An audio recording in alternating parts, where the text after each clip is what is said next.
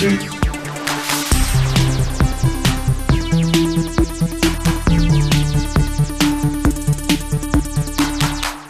everyone, welcome to GameFace, episode 286 on Sifted Games at Sifted.net. I'm Shane Satterfield, your humble host for today's whip around the gaming industry. It's been a kind of slow week there, Matt. A little bit. A little bit. Well, I think a lot of it, man. I mean, Holy anything moly. would be a slow week after the Activision thing. But... Yeah, that's true. But no real huge game releases this week. No. We have one coming up on Friday. Had a pretty big bombshell for me this morning with EA, but... Yeah, we'll talk about good that. news. Big announcement from EA today regarding Star Wars. We're going to talk about that on the show for sure. I got that queued up for Matt, obviously. I'm sure you're excited about that. So am I. I think everybody probably is. But otherwise, it's been a pretty slow week in the games industry. We had that bombshell that dropped last Tuesday right before we did the show. And that was pretty much it for the whole week. We have put together a pretty interesting show for you guys. We are going to circle back on the Activision Blizzard stuff because... when we talked about it, we didn't know everything because the story had just broke. And across the course of the next 3 or 4 days, a bunch of other details come out. So we're going to spin back on that, but we're not going to spend as much time on it as we did last week. We do have one game we're going to talk about that both of us played, and I enjoyed it. I don't know if you did or not. So we do have a pretty good show for you guys today. We do have some housekeeping before we get going. First of all, the Sifted Fantasy Challenge, the fantasy league that you guys participate in, entries for that close tomorrow at 9 p.m. Pacific, midnight Eastern. So you have rest of day today and all day tomorrow to get your entries in. And then after that, it's closed off and you cannot enter. So make sure you get those in. There is a link in the header at sifted.net that'll take you straight to the page where you need to make your picks. What else we got here? We launched a new podcast this week. I teased it on GameFace last week. We launched it. We've now done 2 episodes. It is a brand new podcast called Good Morning Gaming that launches every morning, Monday through Friday. It's not long. It's 20 to 25 minutes every day. I guess a synopsis would be we tackle 5 or 6 of the big news stories from the day. And then at the end, I have what's called a boss fight where I address a topic that may or may not be related to gaming. So far, they all have been, but eventually on down the road, I want to leave the door open to touch on stuff that may be a little bit outside of gaming. So far, the response to the podcast has been great. I highly recommend that you hook up your Sifted Radio podcast feed if you have not done it yet. I know I've asked you guys to do this a bunch of times. That is where the podcast is going, and it will be in your inbox in the morning, even if you live in Europe. So we publish the show here around 11 p.m., 10:30, 11 p.m. Pacific, and then Europe is around 8 hours earlier. So we have designed the podcast and we published the podcast so that even our sifters in Europe get it as soon as they get up. It's sitting on their phone and they can listen to it on their way to work, on the train on the way to work, or if they're just eating breakfast, having their coffee. Whatever you do in your morning to get yourself ready for the day, that podcast will be there Monday through Friday, ready for you to listen to it. Really excited about it. Hope you guys check it out. It is locked under the $4 or more tier on our Patreon. If you want to watch or listen to the show, you do need to be pledging at that tier or higher to get it. Folks on YouTube who subscribe to us, you do need to subscribe to the Sifted All Access tier on YouTube instead of just the Pactor Factor Game Face tier that most of you are subscribed at right now. So anyway, really excited about the show. It's gone well so far. Anytime you launch a new show, you're nervous if people are going to like it. You're really nervous if it's going to suck. This is a new concept for me, and I think it's going pretty well so far. We're 2 episodes in. The formula, the production, everything will get honed as time goes on, as I figure out what works and what doesn't work. It'll just keep getting better, but I'm pretty happy with the first couple episodes so far. Seems like you guys are too. There's been a lot of positive reaction to it on Sifted. So pretty excited about that. What else do we have? Oh, I got my PS5 console covers this week, Matt. I now finally have a black PS5. It took a little longer than I had hoped. I've hoped in the first year I would be able to get plates, official plates from PlayStation, but I got them on Monday, I think it was. No, it was late last week. And I put pictures up on my Twitter feed. I'm at Dinfire, by the way. A lot of people were like, oh, I didn't want them, and now that I see these photos, I think I want them now. I love it in all black. I wish they had launched with that color and made white the option. But now I have the conundrum of I have a white controller that doesn't match my console. My birthday's coming up here in like 2 weeks, so I think I'm going to ask for a black controller to match the console. But they are $50. that's way too much. Yeah. I mean, those plates probably cost $4 to make, and they're charging $50 for them. So the cost, it's too steep. I'll be perfectly honest with you. But now that I have the console covers, I don't regret buying them, if that makes sense. I don't know. Anyway, they're out there. There's like 3 colors right now, I think, that you can get. I just got the black. It looks great. The other thing, too, about it is that only the official ones have the PlayStation logo kind of carved out of them. Mm-hmm. When you're putting your plates on, you can just take a piece of tape and just stick it behind where the logo goes, and then it'll shine through the cutout. So I just use white tape, so my PlayStation logo looks white on my black PS5. You can use whatever color you want. Just get a piece of colored tape, slap it behind there, and you can see the tape through the cutout on the PlayStation 5 shell. Tomorrow is Michael Pachter's birthday. If you don't want to wait until tomorrow when you probably forget, maybe you can head on over to Twitter right now at Michael Pachter and wish him a happy birthday for tomorrow. I know he'd appreciate it a lot. Let's show some love for the pack on his birthday sifters. Sifted is run by Aquarians. It is, actually. That's hilarious. I didn't think about that. The water bearers. All 3 of us. That's true. That's crazy. I don't believe in any of that crap. I don't either. Astrology, no, I don't believe in any of it. And then finally, something that we couldn't get into the show today, because it literally just happened like 30 minutes ago, is that Blizzard just announced a brand new game. It's a survival game. Did you see this? Yeah, I saw like with a weird little concept art. I'm like, okay, that's a choice. Yep, to announce that right now. They're trying to drum up interest in it, in employees, basically. Yeah, because they're trying to staff up, and I would imagine right now it's kind of difficult for them to get employees that want to sign on. Yeah, it's like come dive in the toxic sludge pool. Or come work someplace where there's tons of volatility and you have no idea if you'll have your job in 8 months. Let's see if this game survives the next year. Exactly. So anyway, that was announced earlier today. And then also the Star Wars stuff was announced earlier today. And we'll get to that in the show. That was announced in time for us to be prepared for it. I think that's it. Again, don't forget, Sifted Fantasy Challenge. Get your entries in before end of day tomorrow. That's Wednesday, 9 p.m. Pacific, midnight Eastern. At that point, it's cut off, and then everyone who's entered can go and check out where they land on the scoreboard. It'll be at that very same URL where you go to make your picks. And that's the exciting part when you kind of see what everyone else chose and kind of shape up the competition. We have one game coming out on Friday that's probably on a lot of people's lists. And that's Pokemon Legends Arceus, whatever the hell you want to call it. That comes out on Friday, and that might be on a few people's lists. So we should have some scores rolling into the Sifted Fantasy Challenge really soon here. Okay, I think that's it. Let's head to the chat, though, and see if anyone's hooked us up with Twitch. Oh, there's plenty of Twitch Prime in here. Quite a few. Let's see. Let's scroll up. Oh, there's a bunch. So I did Ask Shane Anything this Saturday.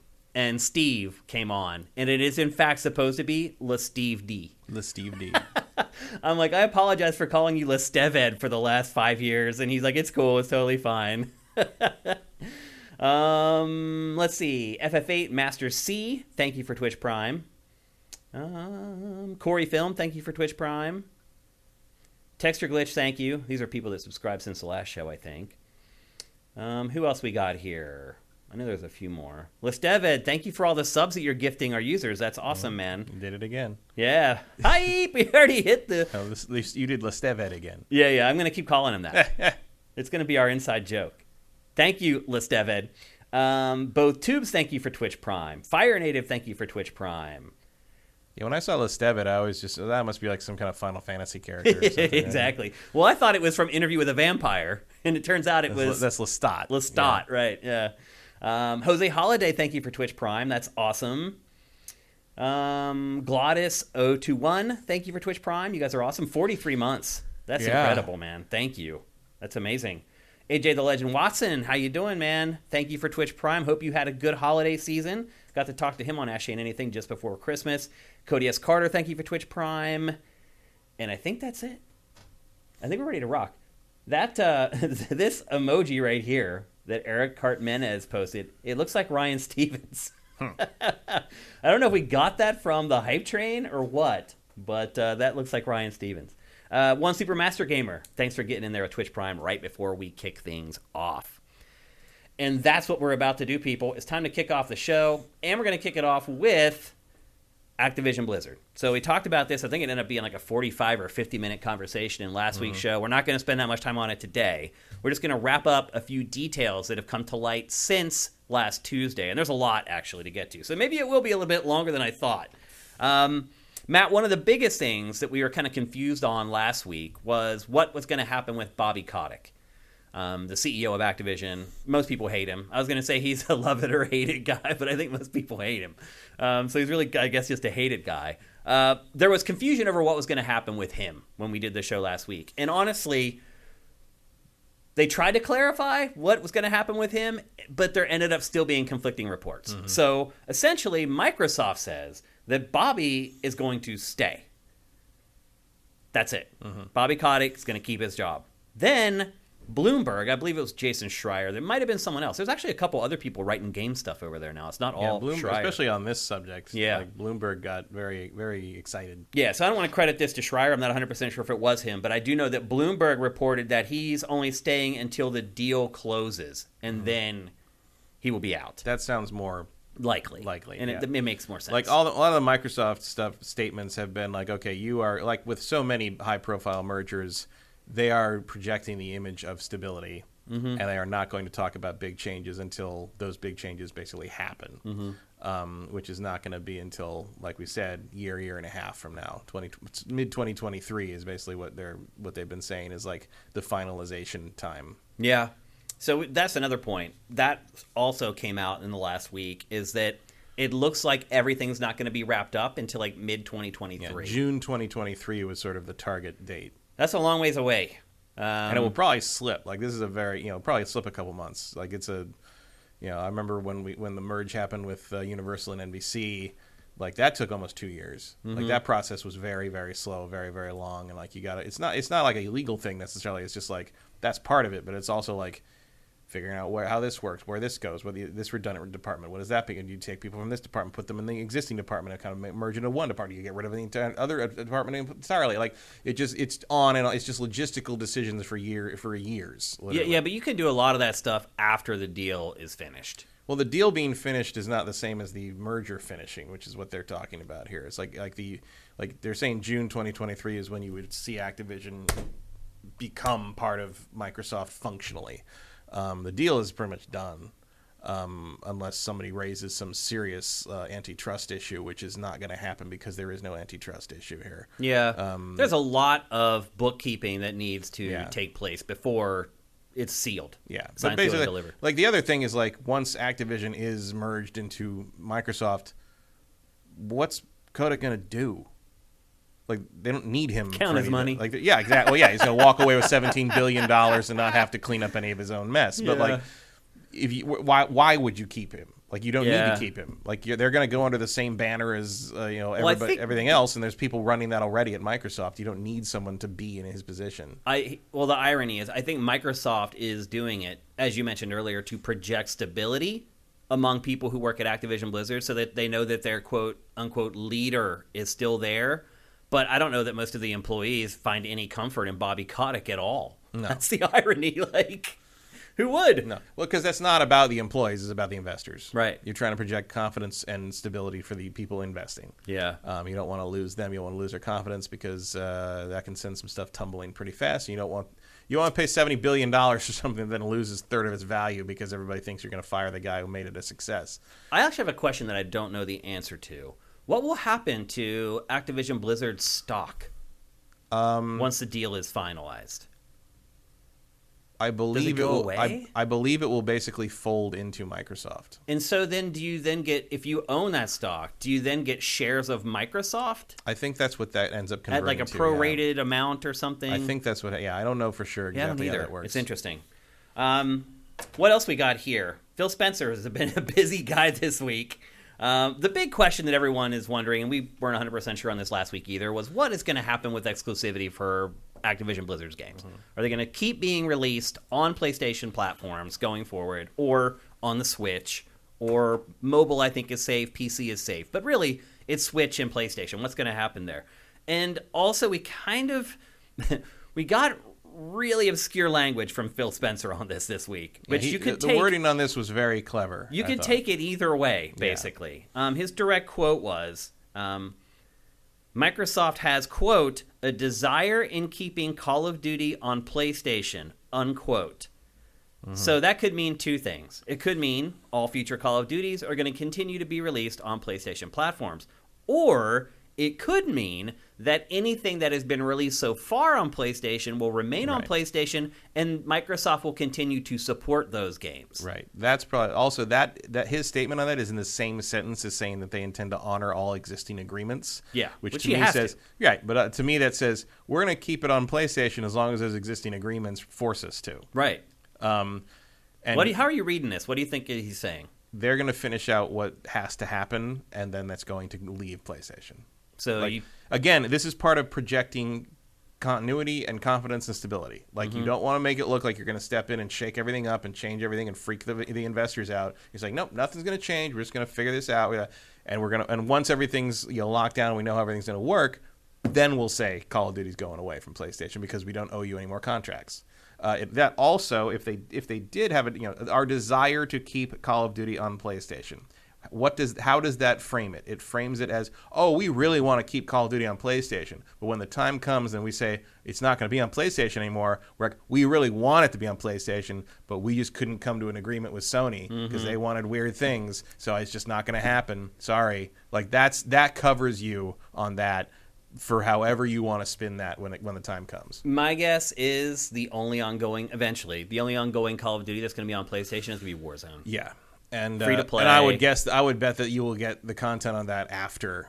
Oh yeah, Xbox and PlayStation and PC. You'll probably get it a few 3 months beforehand. Yeah, something like that. You don't spend $70 billion and hand the cherry IP over to your competitor. Like, it just doesn't work that way. I agree with you. I think this is saying, like, once those contracts are done, sayonara. Yeah, all bets are off. Like I said before, like last week. Is it possible they could strike some crazy deal that gives them a huge leverage and huge advantage in cash payout every time they put Call of Duty on PlayStation, and they would go for that? Sure. But, like, is Sony going to go for that? Historically, Sony does not deal in that way. So I think part of this is, part of it's trying to project stability for the shareholders, and part of it is there's some weasel wording here that basically gives them a way to say it's Sony's fault when that happens. Yeah. We really want to stay on PlayStation, but Sony just didn't want to play ball, so it's not going to happen. Sorry. Yeah. If you're mad, go yell at Sony. Here's another quote from Phil Spencer. Quote, had good calls this week with leaders at Sony. I confirmed our intent to honor all existing agreements upon acquisition of Activision Blizzard and our desire to keep Call of Duty on PlayStation. Yeah, exactly. See, that's the sentence I was talking about. Like, that's laying that groundwork of, like, we told them we want to keep it on PlayStation. The unspoken part of that is, like, but we're going to need to make some deals on that. And Sony historically doesn't really do that. Yep. Yeah, I don't think it's looking good for Activision Blizzard games to continue to be released on PlayStation. Yeah, I don't think they're going to pull anything. Like, I don't think you're going to see, like, it's just like they're not going to pull down the servers. Just like for Bethesda, Vanguard, like, you're not going to see Skyrim not for sale on PlayStation Network, right? But going forward past 2023, I think all bets are off. Yeah. Do you think they'll leave all the games in the marketplace and stuff? Yeah, I think so. Yeah, I think so too. And then, as the week went on, we started getting more interesting quotes that explained stuff a little bit more. I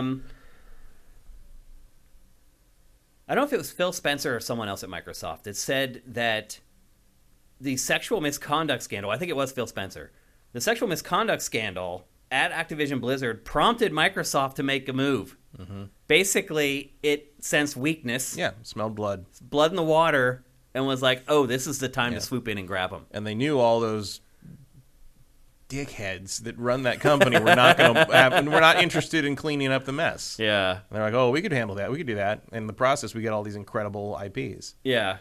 Because I guarantee, like I said it last week too, but I guarantee, like, Microsoft is not just looking at, like, oh, we get Call of Duty and Crash Bandicoot and the Blizzard stuff. Like, Activision is sitting on a giant vault of IP you could turn into tons of cool things. Like, Microsoft could take all this stuff and hand Banjo over to Toys for Bob. I know. Like, I know.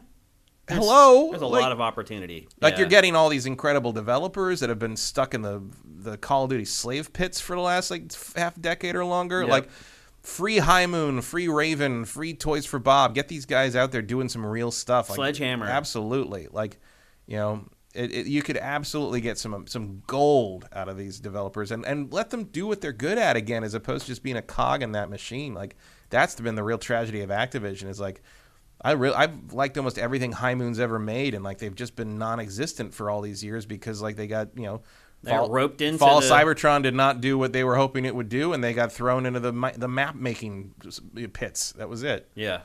Oh, it turns out Activision does own Spyro, so that's something to clarify from last week. They do own Spyro. That'd be fun. So that's another property that could be revived.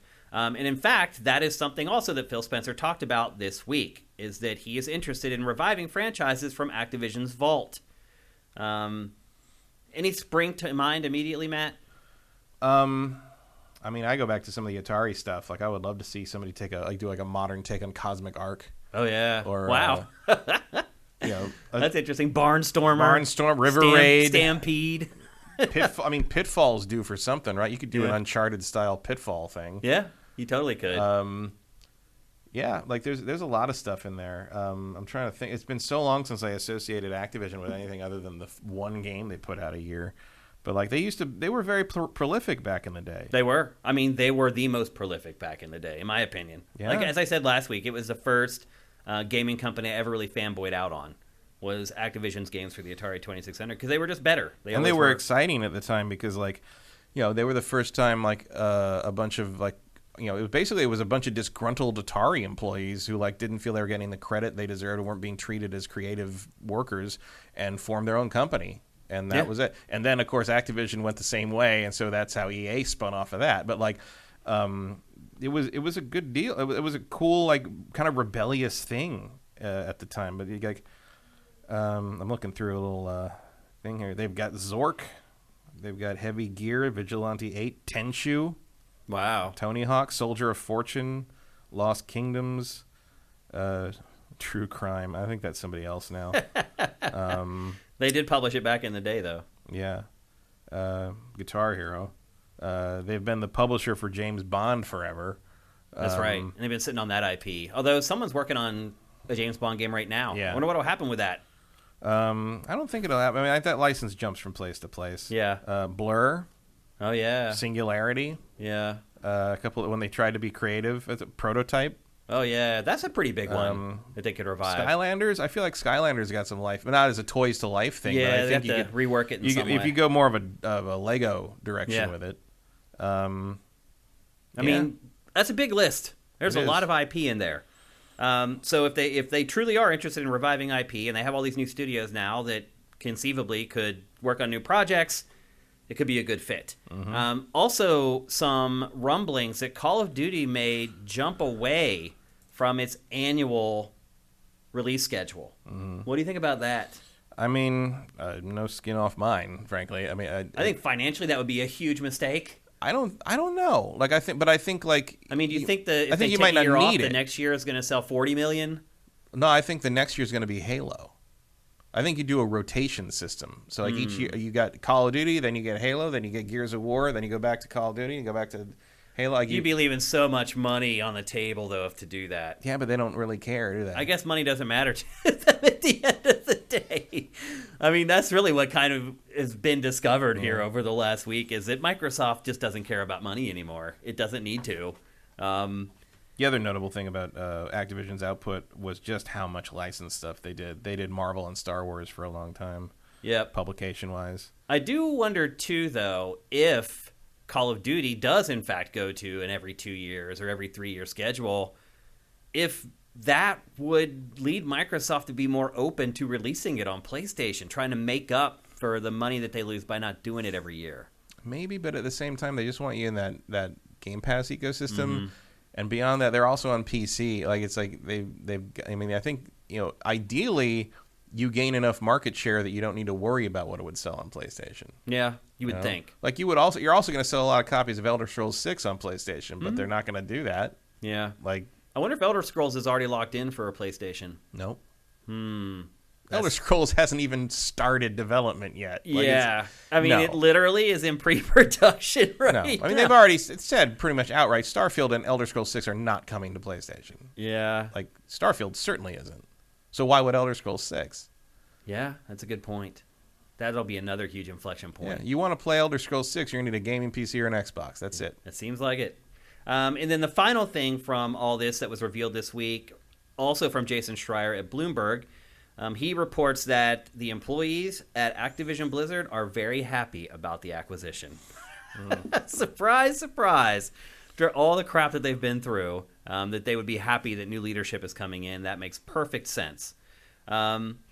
And then something kind of unrelated to that, we got some news today that the official subscriber count of Game Pass is actually 25 million subscribers, which is 5 million less than what Justin Strelznick, I think is his name, the CEO of Take-Two. He had said in a call not long ago that it was at 30 million. Mm-hmm. And as it turns out, Microsoft's official numbers are 25. It feels like maybe things have slowed down a little bit for Game Pass. Maybe, but like this will help. Oh yeah, So, and maybe that's part of the onus on why yeah, you don't have to pay for Call of Duty anymore, right? And maybe that's what they were looking at. They're like, okay, we have this curve for Game Pass; it's just spiking straight up. Yeah, and maybe it started to dip a little bit, and they're like, what are we gonna do? Yeah, and like throw some money. The around. only other like annual title you could do that with that would be like of equal importance would probably be Madden or FIFA. Yeah.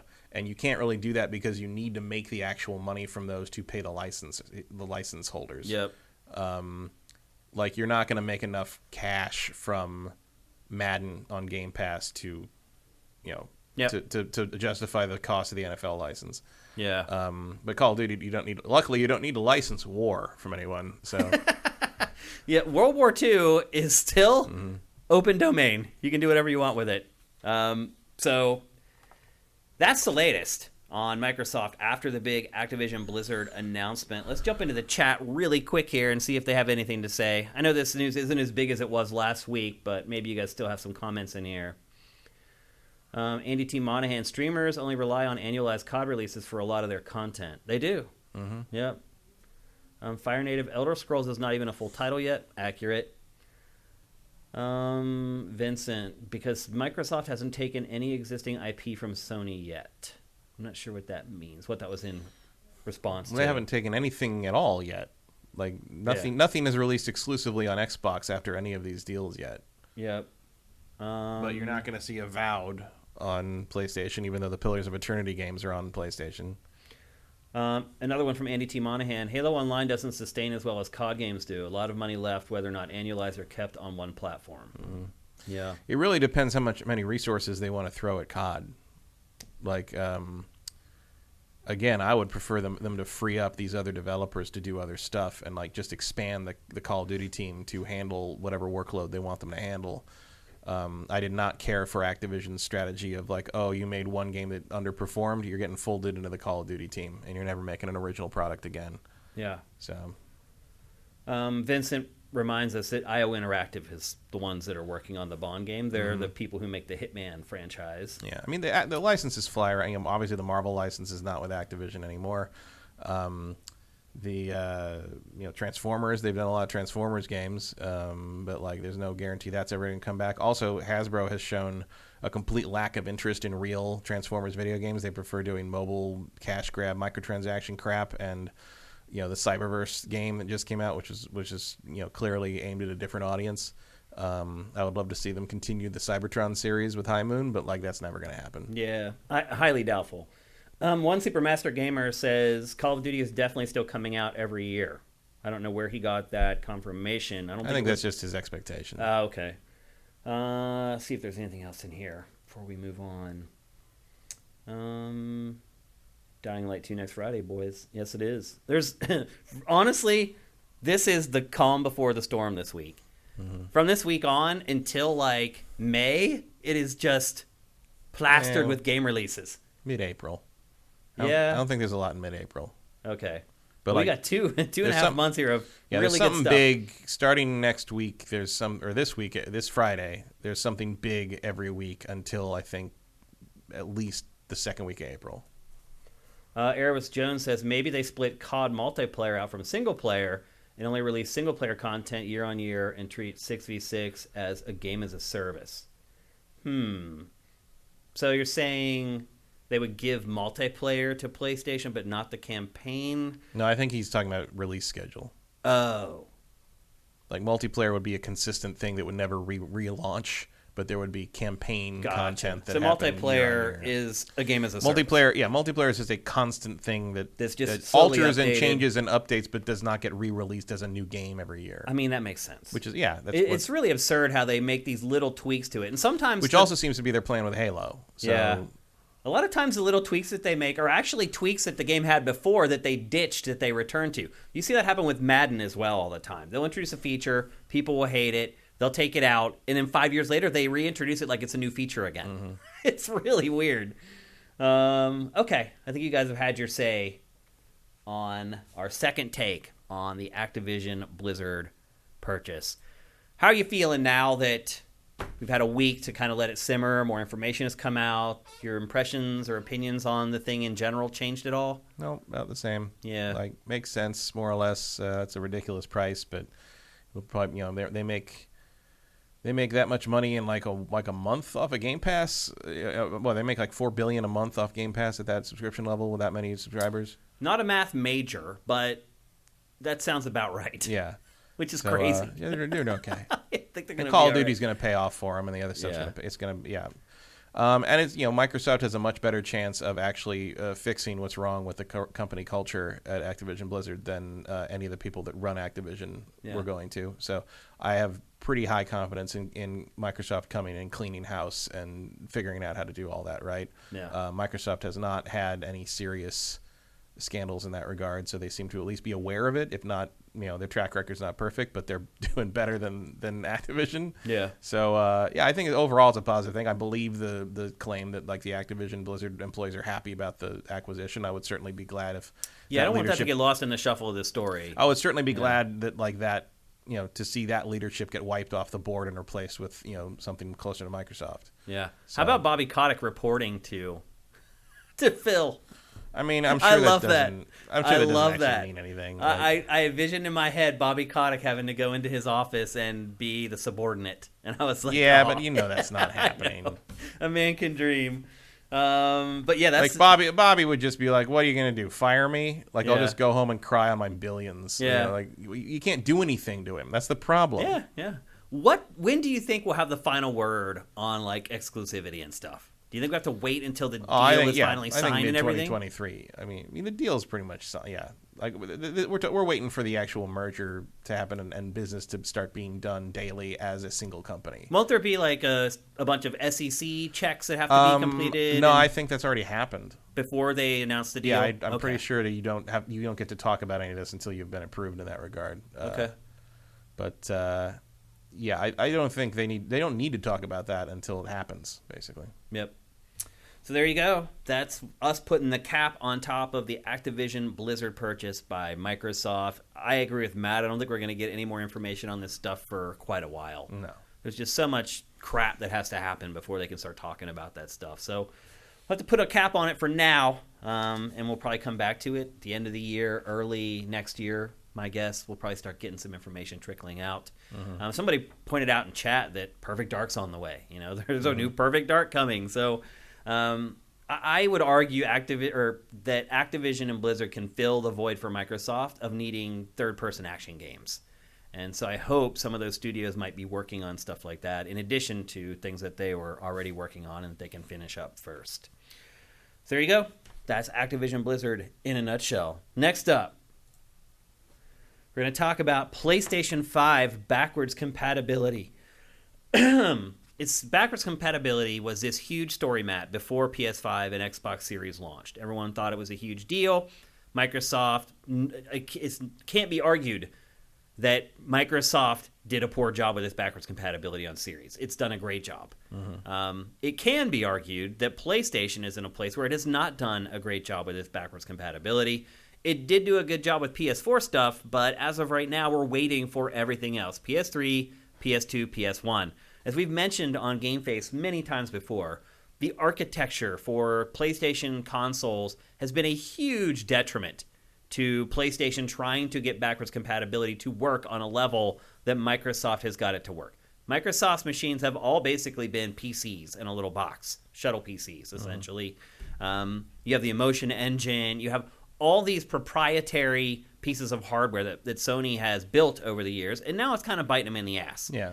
I mean, the main thing is that is the PS3. Like, the cell processor is a giant roadblock because it's very difficult to emulate.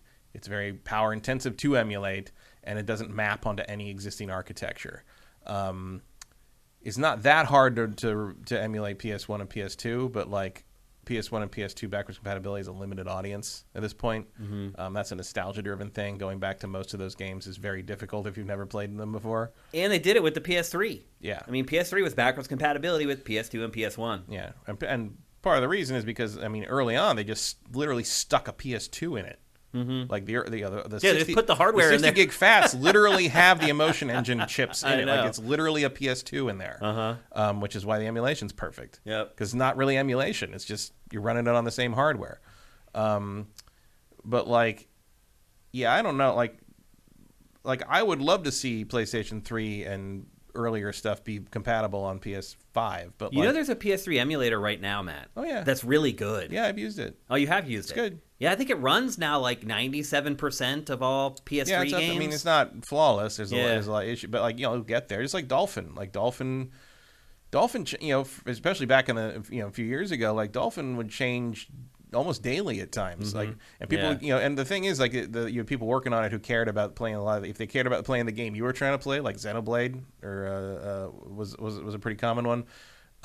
There was a constant work to make Xenoblade Chronicles work, you know, on Dolphin, and like you'd get almost daily updates at times. Yeah, if you're going with like the current build updates, and like, you know, it's like, oh, there's a sound problem with this. Like, next day, sound problem's fixed. Like, just like it was a constant thing, and like to the point that eventually, you know, right before Definitive Edition came out, Xenoblade was real good to play on Dolphin. Like, all that stuff ended up working real well in the end.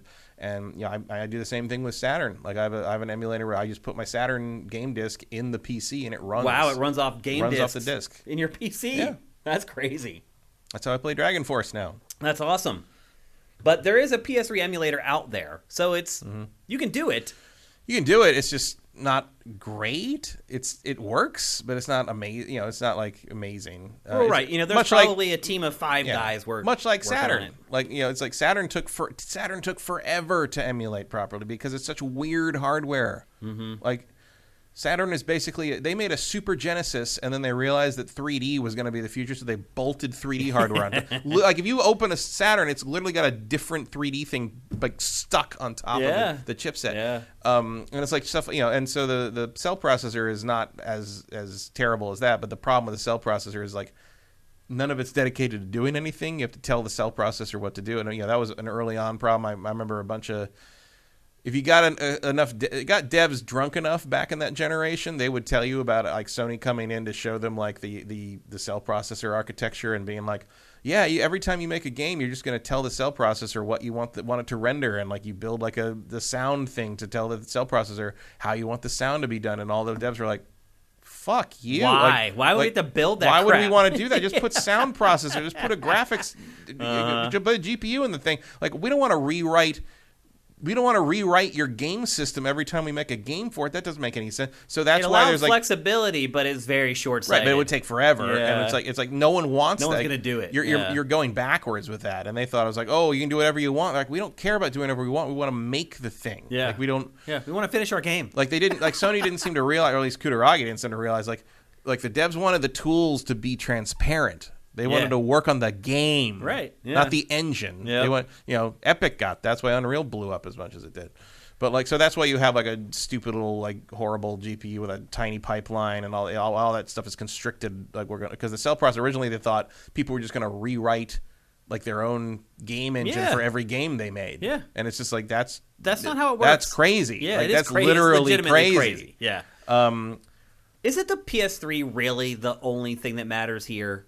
Really, yeah. Because PS1 and PS2, do you really think people want to go back and play those games? Like, somewhat. I mean, you can emulate PS1 and PS2 on an Xbox if you want to. Yeah. Like, it's not that crazy. It's like, but PS3 is the thing that, like, you know, that's why I always talk about, you know, rescuing games from the PS3, much like rescuing games from the Wii U. You know, like, you just don't want it stuck on this, you know, dead system that's never going to go back. You know, no one's ever going to go back to it. You want to find a way to bring them forward. Like, I would want to see the Infamous games get off of that thing. I want to see the Killzone trilogy come off of that thing. Yeah, all that stuff should be brought forward. And like, there's other things that I think, you know, I would love to see. What's the stupid diving game that only came out in like South Korea that I imported a copy of for a ridiculous amount of money. I can't remember what it was. It's Deep Blue or no, it's not Ever Ocean, which is the Wii one, but it's the same kind of thing. I think it's by the same company. I can't remember what it's called. Aquanaut's Holiday. That's what it was. I don't think I've even heard of that game. Aquanaut's Holiday 3, as a matter of fact. The first two were on PS1, which I also have. If you can scan Sea Life, I own the game. Like, that is basic. You can just assume that. That game's a lot of fun, especially because it has an English text translation. The Korean version has an English text translation that is almost English. like a lot of text in that game, and it's just like, oh, that dialogue almost sounds like something a human would say. Cool. The point is to scan sharks. That's what we're here for. So I'd love to see like weird stuff like that come forward, because you're never going to get that as a specific release. Yeah, no one's going to work on that to get it to work. But if you can come up with a universal emulation solution for the PS5 and the PS4, I could just stick that disc in and play it that way, and that would be great. Do you think that's going to happen, though, with PlayStation backwards compatibility? I don't know. You think it'll be like Xbox, where you can just take your old disc and shove it in, and then it just downloads the new version of it? And... You mean what Microsoft does? Right. Probably not. Yeah, I don't think so either. That seems like too good for PlayStation, really. I mean, is it... The hint was there, though, in this tweet. Like, it was a little weird, but like it certainly seemed to hint at, you know, PS1, 2, 3 backwards compatibility in some form. Yeah. Even if it was, you know what, even if it was just bringing forward the digital versions that already existed of the PS1 and PS2 things, I'd make take them that. playable on the PS5. Yeah. Like, just let me play Dark Cloud 2 or something, which I already have on PS4, so I can technically play it on PS4. Because anything that works on PS4 is going to work on PS5. Yeah, almost anything. So with the exception of a couple of VR things, yeah. Yeah. So if you already prepared a game to work on PS4, you should be good. Yeah, and I think they do. I think I could play Dark Cloud 2 on PS5 if I wanted to install it. You think so? Yeah, I think. I mean, I own it on PS4. I don't see why I wouldn't. Yeah. It wouldn't be enhanced for PS5 or anything. Right. Like, right. What are you going to do? Do you think people are looking for that? Do they expect it? Not in a mass audience way, no. Yeah. Like, I think you could ignore it and not lose anything. Obviously, they haven't lost anything. They're selling the things faster than they can make them. Right. But I would love to see a more complete library on there going, you know, that's kind of like respecting and archiving the history of the PlayStation brand. Like, that would be fun to see. I would love to be able to get things like, you know, well, I mean, a lot of the stuff, it has moved forward. Although I can't remember what's on PS4 and what's on PS3. Like, I know I have a digital copy of Primal somewhere, but I can't remember if it's on PS3 or PS4. Chat, I would love to get your impressions of how important backwards compatibility is to you, because that was actually the question I was going to ask Matt next. Does it really matter? Do people really care? I'd like to get your guys' take on that, whether you care about backwards compatibility for PlayStation or Xbox. I'd just like to see the classics library they have on PS3 be brought forward. Like, I'd like to be able to play the Suikoden games on the PS4 and the PS5. Okay. I mean, that makes sense. If you're wondering where we're getting this topic from, there's a number of sources. First of all, there was a recent patent that was filed for backwards compatibility for PlayStation 5. PlayStation 3 games appeared on the PlayStation Store, I think it was last week. And I think they disappeared once the internet found them. And like, because some people thought they were PlayStation Now, but like then they weren't or something. Right. Like, I wasn't clear on that. Yep. And then, as Matt mentioned just a minute ago, there was a cryptic tweet from PlayStation Japan that heavily hinted towards backwards compatibility for the first three. And then there have been these weird TV spots, like trailers that have been coming out of Japan that people are saying there's hidden messaging in there hinting towards it as well. I think that might be a little bit of a reach, but we already have enough confirmation sort of that this is on the way. I honestly don't care about backwards compatibility. I have all the consoles, and it would be nice if you could just plug whatever into my PS5 and have all those discs work. I don't think that that's the way it will work for PlayStation if they do get it to work. I think it'll be one of these cases where I think they're going to ask you to buy the stuff again. Probably, yeah. I don't think they're going to let you just like stick a disc in and use that as like a CD key. No, that's a Microsoft thing. Yeah, which is brilliant and great, and they should do it that way. The bottom line is that in this area, We had a character for Sony. it would. In this area, PlayStation is playing catch up with Microsoft big time. Yeah. They've done the calculus up until this point, and it seems like PlayStation felt like it wasn't that important, and I kind of agree with PlayStation. Like, I would not. I mean, I would like to see it, but Yeah. it's not any kind of vital arm of their strategy, and doesn't need to be. I wouldn't be but putting there are a lot of games resources into it. probably not, but I don't think you'd need to put a lot of resources into it. A few engineers maybe. A bunch of fans have come up Go with that. hire the guys who built Yeah, a the bunch of fans emulator. come up with the emulator in their fucking spare time. Like it's not that intensive really. You just need to be paid for it would be nice. Yeah. But but there are things that I think need to be rescued from like Metal Gear Solid 4 can only be played on a PlayStation 3. Yeah, I know. Like that game probably needs to be saved from that system Because Konami's not going to do it. Konami's not going to do it, but and also like just from a. But maybe they should, because like at the very least, you're like you can never sell a complete Metal Gear collection. Yeah. While that game's stuck on that system. Konami would have to do work. Yeah. And I just don't see well, that they happening. could subcontract like they do with everything. Yeah. Yeah. But I think it would be at the very least, if monetarily speaking, in terms of business decision, if you're going to save one PlayStation 3 game and bring it forward to modern architecture, I would say more Metal Gear Solid 4. That should be even though it's not the most well-loved game in the series. Like you just have this gap in one of the major series of gaming, and like I don't even like the Metal Gear Solid games. You know that. Yeah. But like it's weird to me that like you might never get to play 4 on another piece of hardware again. Like it's pretty nuts. I mean, that was like one of the biggest games ever when it came out, and now it's just kind of languishing on this. And at the time, it was supposed to be the big finish. Right. I guess in a way it still is because 5 is a prequel, but like technically, and I guess actually Metal Gear Revengeance continued the story, so never mind. But now it's over, and like I have to think that being able to sell a Metal Gear Solid complete collection every generation would at least be a financial enough incentive, bonus. right? Yeah. Because you're right. Once you do the work once, as long as you do the work well, you're not going to have to do it again. Yeah, You'll definitely learn from your mistakes in the Silent Hill collection. But it's like I look back at like the PlayStation 1, and I mean if we're seeing like B-roll right now for the PlayStation 1 Classic, and if that if that showed me anything, it's honestly that there aren't that many good PlayStation 1 games that I care all about. The trick is, and this ties back into the whole would you do it the way Microsoft does. Like, I don't think people necessarily want a pre-curated collection of PlayStation 1 games. They want to play their PlayStation 1 games. Their library. Like, these games, especially of this era, hinges entirely on what you played at the time and what you have nostalgia for. Yeah. That's it. Like there's I can count on one hand the number of games that you universally should play on the PlayStation 1 if you've never played them before. And most of them don't. I mean, one of them is Parappa the Rapper. Parappa's a good one. Yeah. Parappa is the beginning of music game stuff. So that's got to go in there. Sure. To me, they're almost all RPGs because turn-based RPGs. It really doesn't matter how old they are. You can still go back and play them and enjoy them. Yeah, you can. You definitely. I mean, look, no one can stop Mr. Domino. Right, is obviously one of them because no one can stop him. That was actually that was a running joke that Ryan Davis had. He loved No One Can Stop Mr. Domino, and he had this running joke in the office at GameSpot back in the day where he would compare everything to that game. And he'd be like, "Oh, what do you think of this?" He'd be like, "I don't know, but no one can stop Mr. Domino." And you'd be like, "You're right." That's true. No one can. He was such a great guy. I really miss him.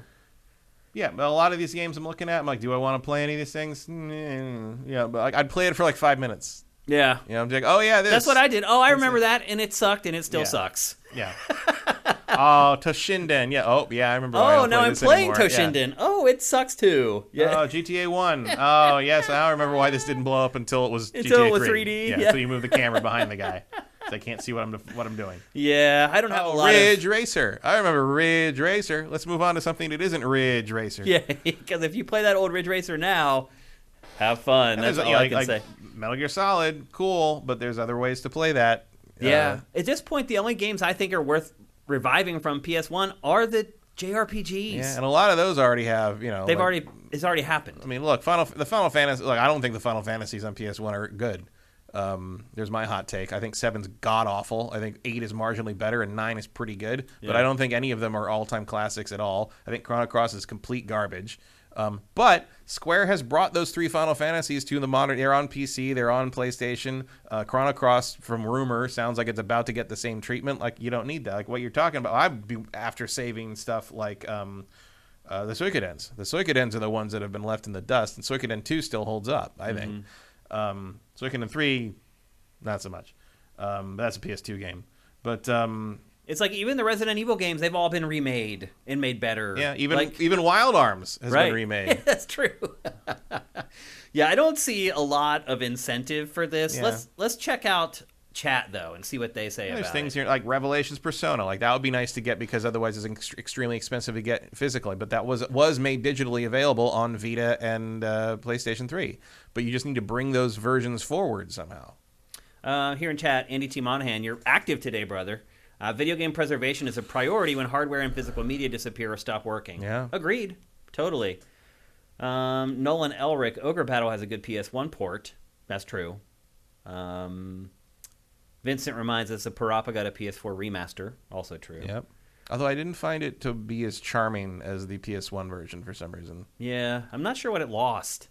It was too clean looking. Yeah, maybe Like it was. the like It wasn't the, jagged enough. the Jaggies for some reason make that game work to some degree. I don't know. I'm not a big like pixely person. I don't like the whole thing where like that little trend that happened for a while where like you intentionally made like the polygons warp and look weird because that's what the PS1. That didn't do it for me. But yeah, Parappa needs to look a little shitty. Yeah, it does. Mirko Supreme, as people buy more digital games, backwards compatibility will be more of a talking point if newer consoles can't play their old purchases. Yeah, I think we're safe. I think that has definitely been going put in place forward. already. I think we're good. You're never going to not be able to bring your library forward from the previous generation at this point. Yeah, I think starting with PS4, really. Yeah, the problem is like, what do you do with 1 through 3? Right. Like that's what question. they're trying to and solve. Microsoft has already answered that question for them, which is just like we're just going to put everything up there we can. Yep. Great, awesome. I have a feeling I'd love to see more licensed stuff make it, but I'd like to see Mech Warrior again. Yeah. But or things like that, or Mech Assault rather. Mech Assault. Mech Assault. Yeah. I have a feeling FF8 Master C might be a little upset with you after you just slagged on Final Fantasy VIII, but he says PS1 is a JRP juggernaut. SNES 2. Yeah. It is. It is. Yeah. I mean, even if you don't care for the Square output, there's a bunch of other stuff.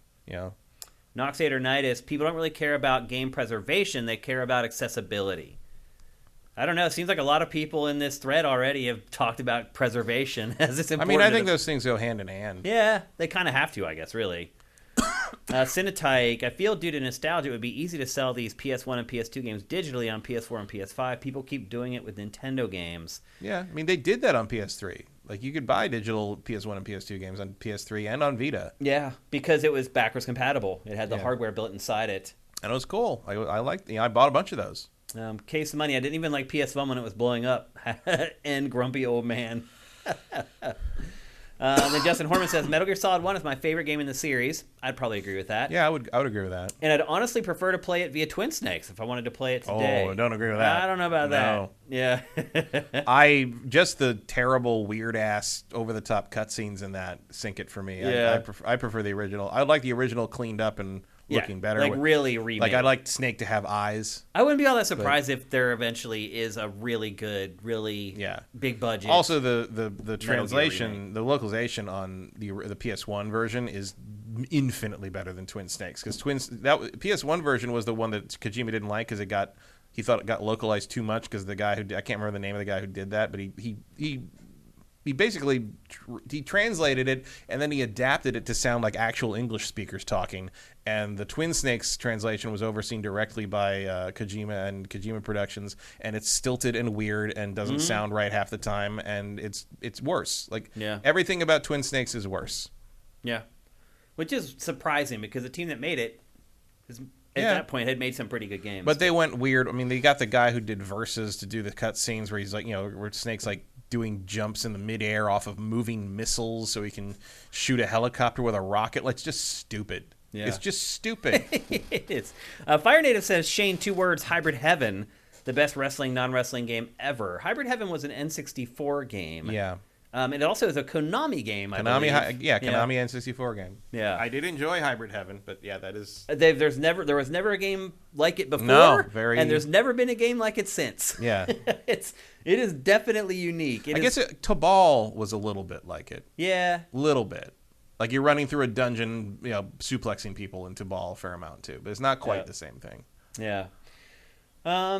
Yeah, it doesn't look like anyone's all that passionate about backwards compatibility. No. I mean, I'd like to see them take a little more care with that. I'd like to see, and I don't even necessarily need backwards compatibility. I just would like them to see, to see them rescue, like I said, Sly Cooper and Infamous and Killzone and Resistance and all the Sony made stuff, first party stuff that just never moved forward past that PS3. Like I would like to see them rescue some of that stuff. Metal Gear Solid 4 is a no-brainer but lacking a brain is kind of Konami's thing right now. Yep. Beyond that, I can't. Everything else I can think of would be super. Aquanaut's Holiday is not gonna. It's like me and maybe one other guy somewhere is in probably the world clamoring for that. But yeah. Baki says you can play Infamous on PS Now. No, I want to actually play. I don't care about PS Now. PS Now is garbage. You can download games on PS Now though. Can you download those onto a PS5 and play them? I don't know about PS5. They're streaming only. Yeah. Yeah. Is that true? Something that's not backwards compatible like that, yeah. I don't think you can download a PS3 game onto a PS4 and play it that way. Yeah, you're That's right. not a thing. PS Now is not a solution. PS Now can go away any minute, and PS Now doesn't play right because of the lag introduced by streaming the game. That is not an acceptable solution to me. Yeah. For that game in particular, the streaming wouldn't be too awful. Maybe, but maybe not. Depends on the game. Yeah. You could just have a boss. That's the thing. Is You how try and unreliable it is. You could be in the middle of a boss fight, and suddenly you get a chug that costs you the fight. Like I would literally throw my controller out the window. If that happened. Oh wow. What? Baki's message just got flagged for a really dumb reason. You can approve it. So because he said Metal Gear Solid 4 plays better on PS Now than ever did. Four plays. Come on, Twitch. What are you doing? We'll give you the okay there, Baki. I don't think you're going to offend anyone with that one. But anyway, the big news is it appears that this is coming. So there's been so many hints. I would someone really went rogue at Sony. Yeah, I mean, really went rogue. I would guess someone's trying to actualize things that they want into reality. Speak it into being. Yes. So I would guess in the next week or 2 weeks we'll probably have an official announcement on it. I think it will be celebrated with a lot of fanfare, Matt, but I think ultimately when the rubber hits the road, it's not going to make that big of a difference. No. I think it's literally one of these things. It'll make a difference to me. That's all I care about. But yeah, in terms of For prioritized business decisions, it can go somewhere down in the 30s. Right. Probably, way down the list.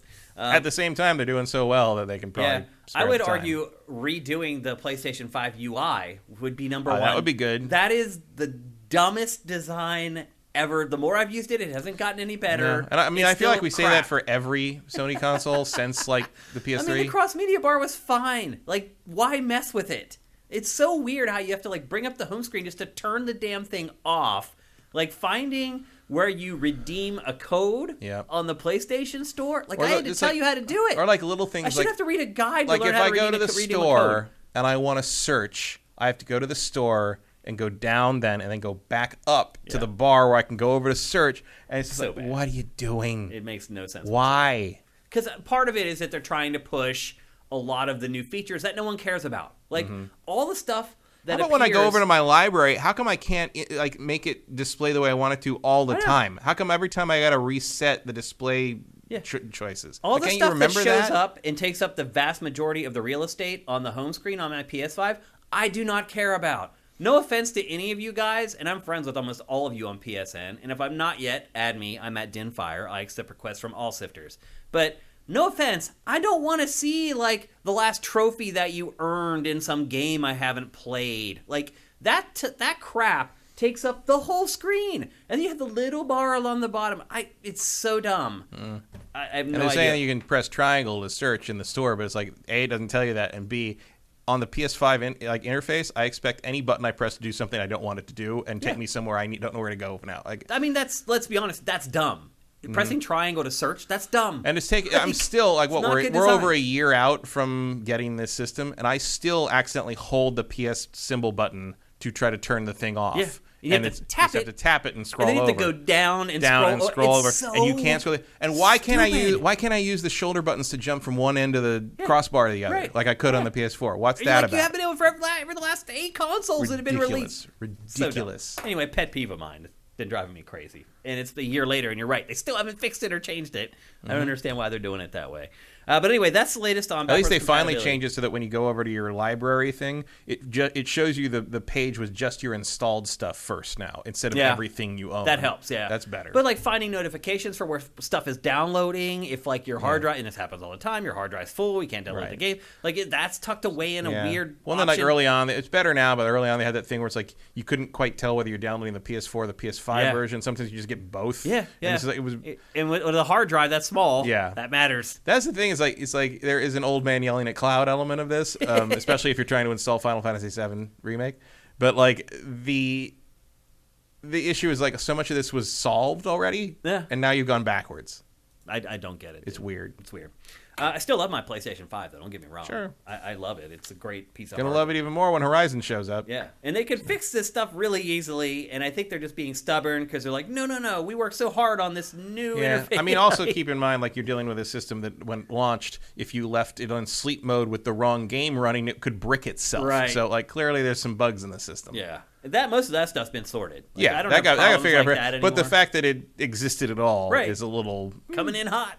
Absolutely. Yeah. Okay, let's move on. We're going to talk next about the only game we're talking about specifically on this episode of GameFace, and that is Nobody Saves the World. If you're a fan of or have played Guacamelee, and at this point, everyone should have played Guacamelee because it has been given away for free countless times on just... you almost had to work to not get Guacamelee. To not have Guacamelee in some library somewhere. And Guacamelee is like a Metroidvania, but it's like cartoony. It's like a cel-shaded game with, is it set in Mexico?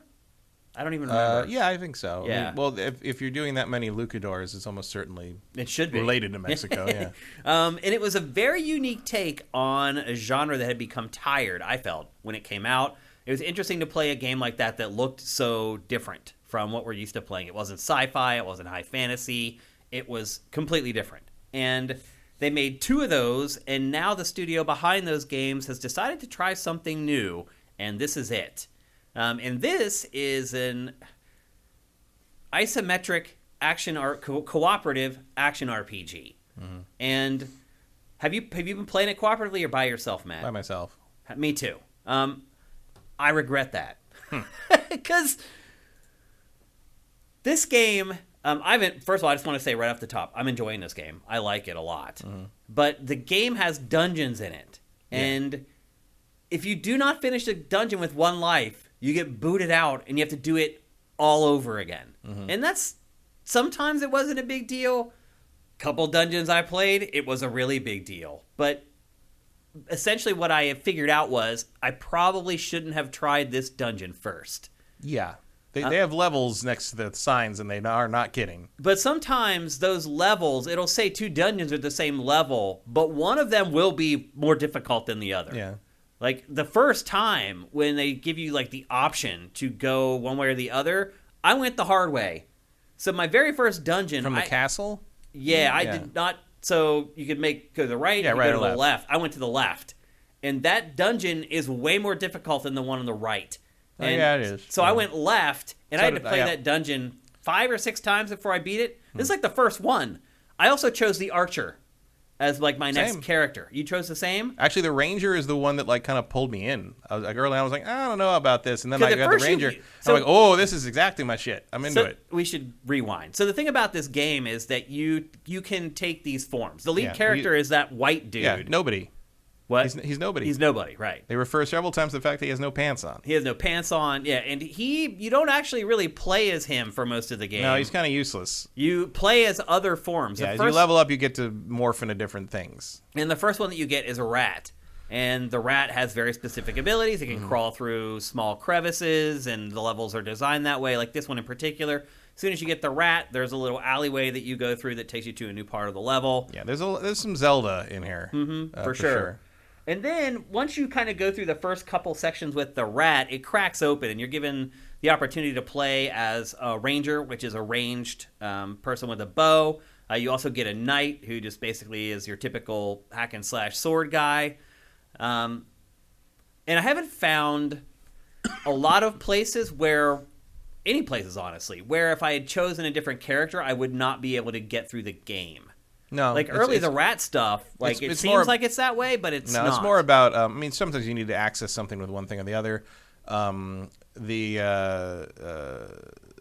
There's quests you have to complete with each character to like unlock, level them up and unlock new characters. Like the leveling up a form unlocks other forms. So like early on, you get the ranger and the knight, but you have to grind the rat a little bit to unlock the egg. Which there's a whole tree for unlocking. There's a lot of big tree forms. for that.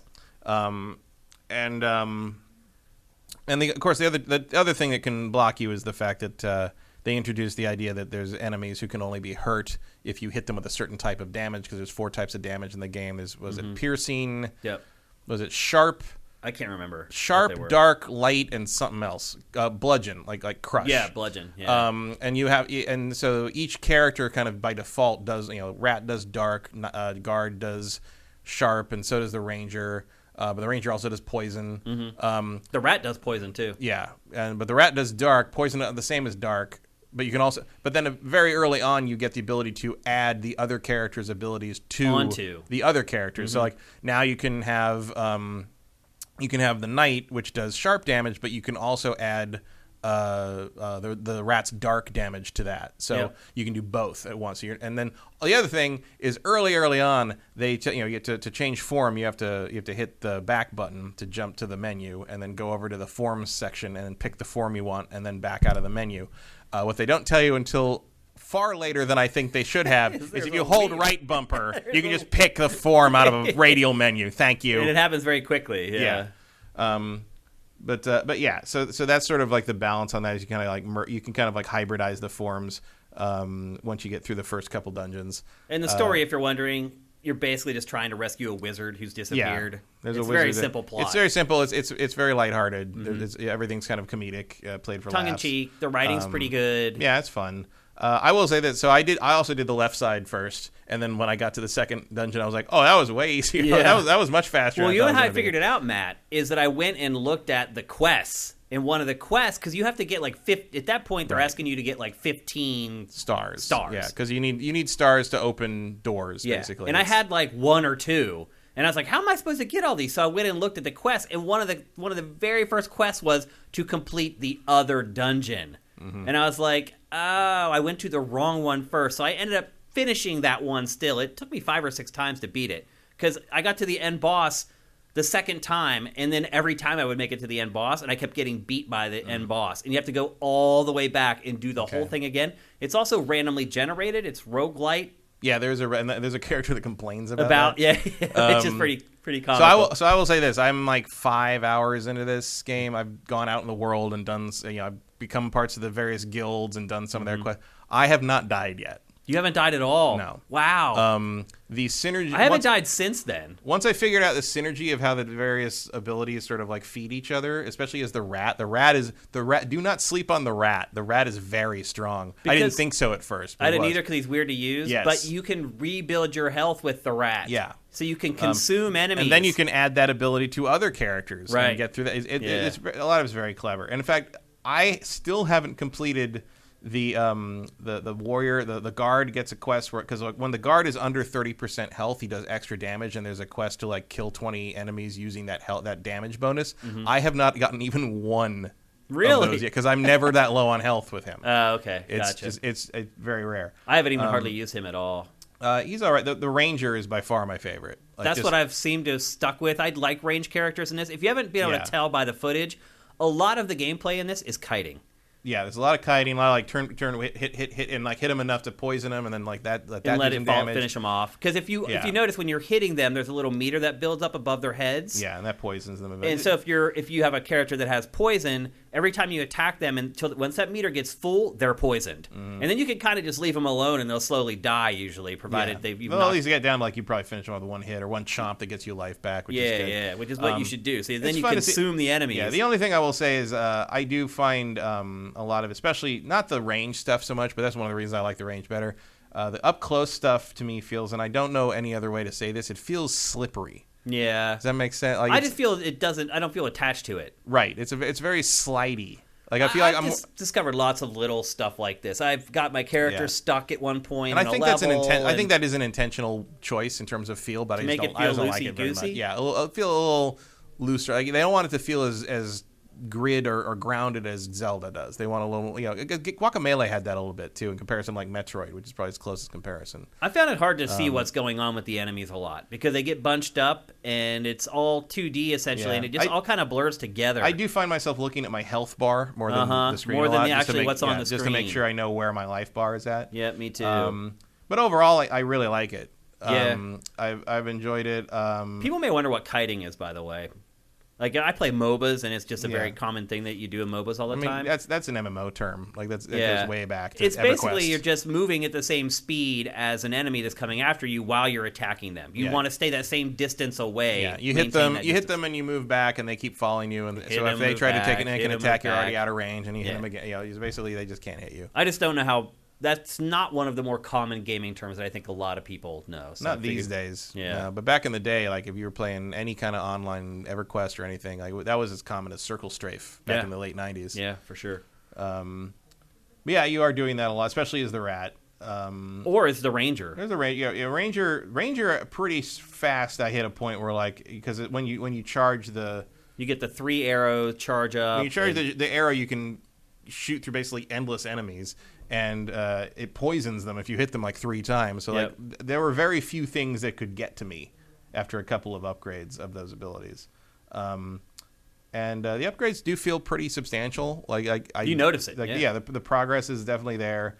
Well, it's like the charge shot in the ranger goes from 1 arrow to 3. Mm-hmm. Yeah, like they're big differences when you level up. It makes a difference. It's not like, oh, I got 1 more point. It's like 2% damage bonus. It's like, it's like it really is. That happens too, actually, though. It does, but because you do level up the character as well. Oh, the leveling up the character is just okay. It's 50 more hit points. It's like okay, but then the hit points vary by character, so you got to decide who to use. Yep. But no, in general, I've found every character pretty useful once you get used to how it kind of works. Some of them are sort of like the egg is mostly there to do.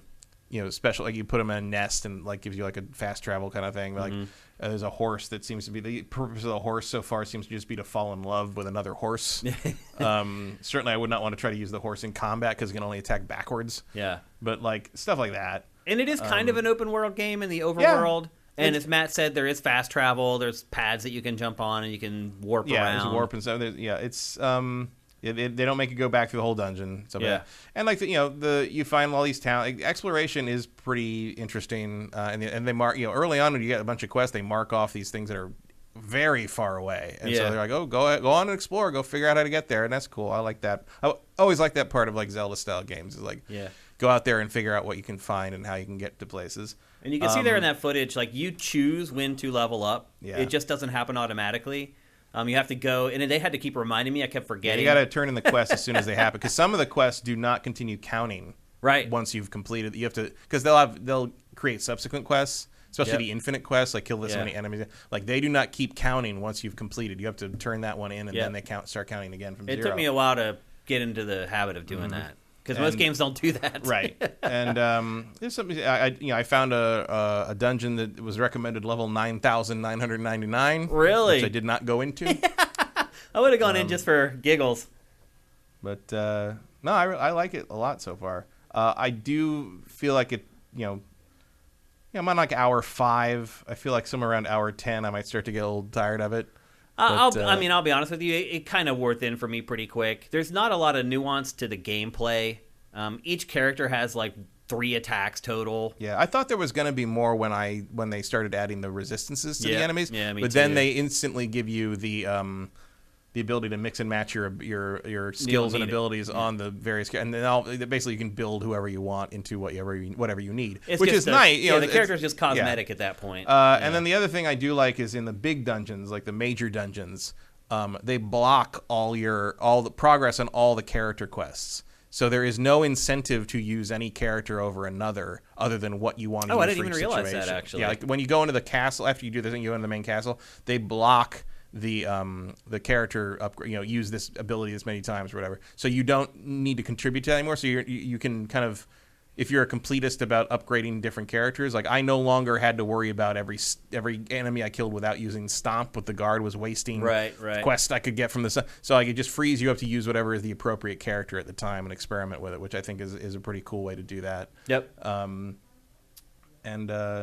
I mean, a lot of the bosses so far have just sort of boiled down to like bigger versions of existing enemies, or like a giant waves of enemies with some buffs on them.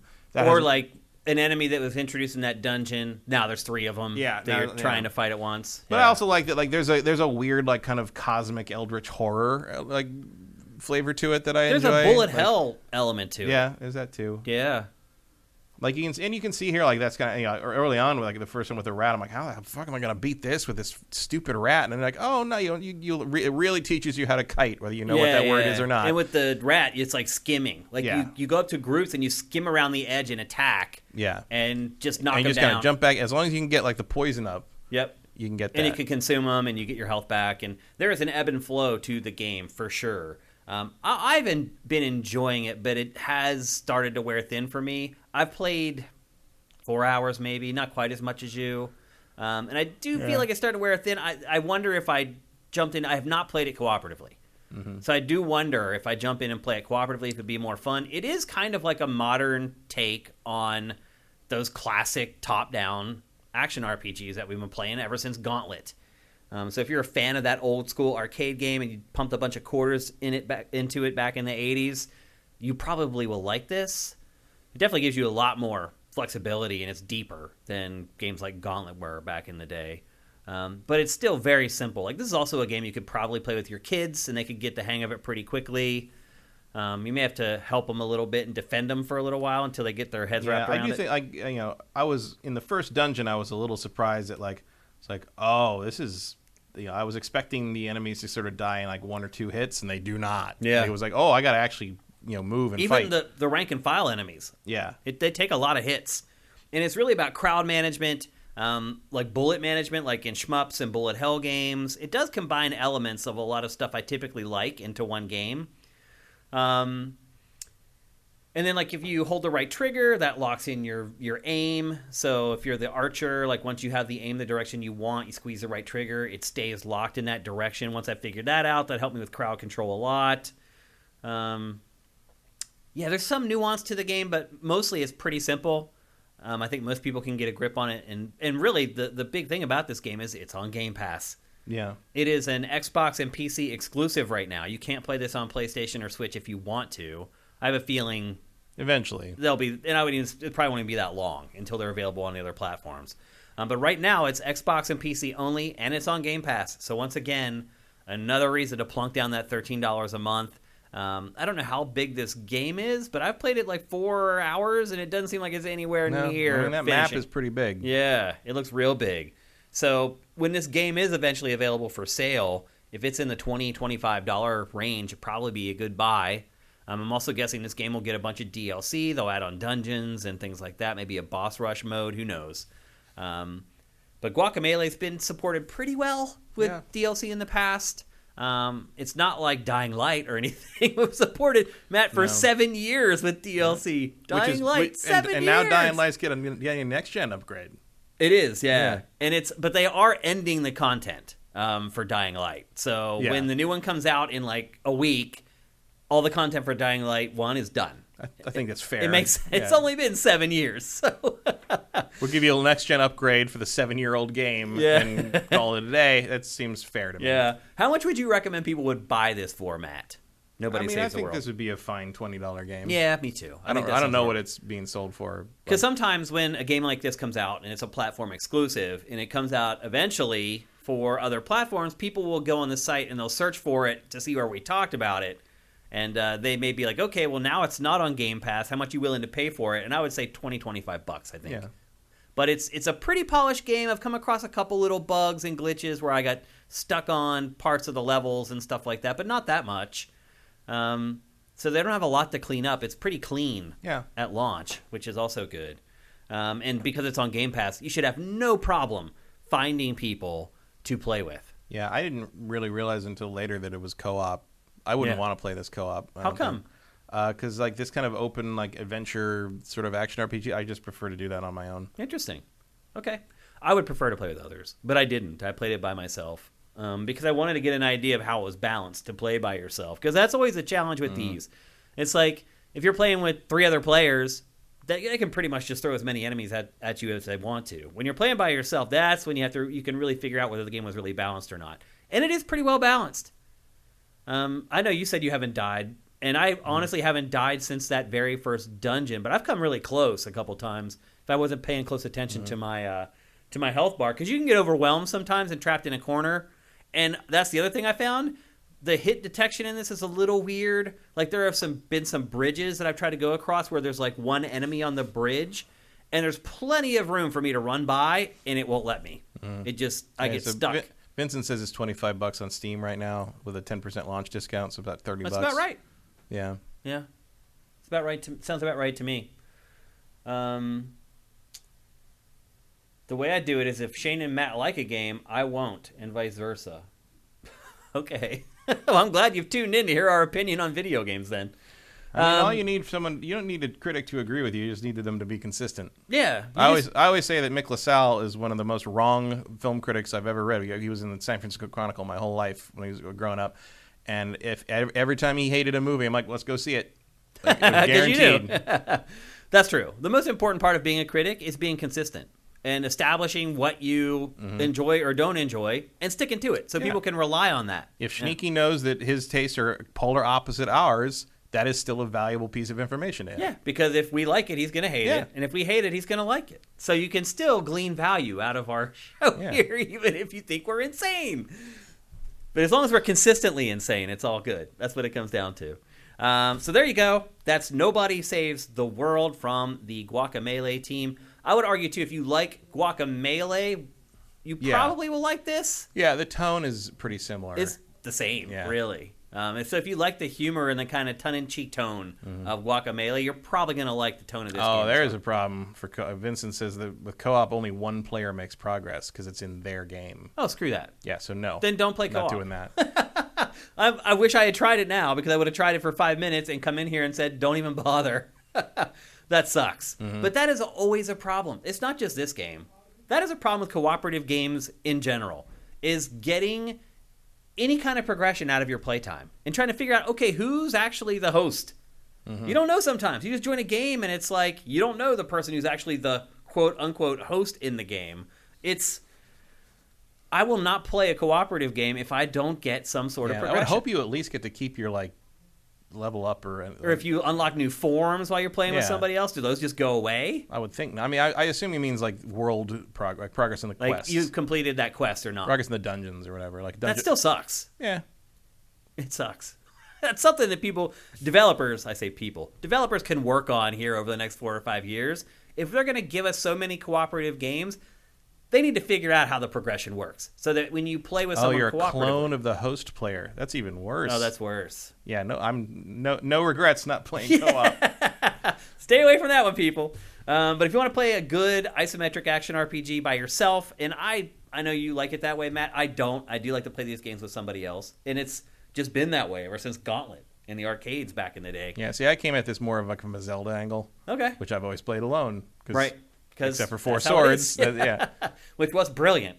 They did a really good job bringing other characters into Four Swords. But anyway, I enjoyed it. I thought it was a good game. It's quirky. It's clever.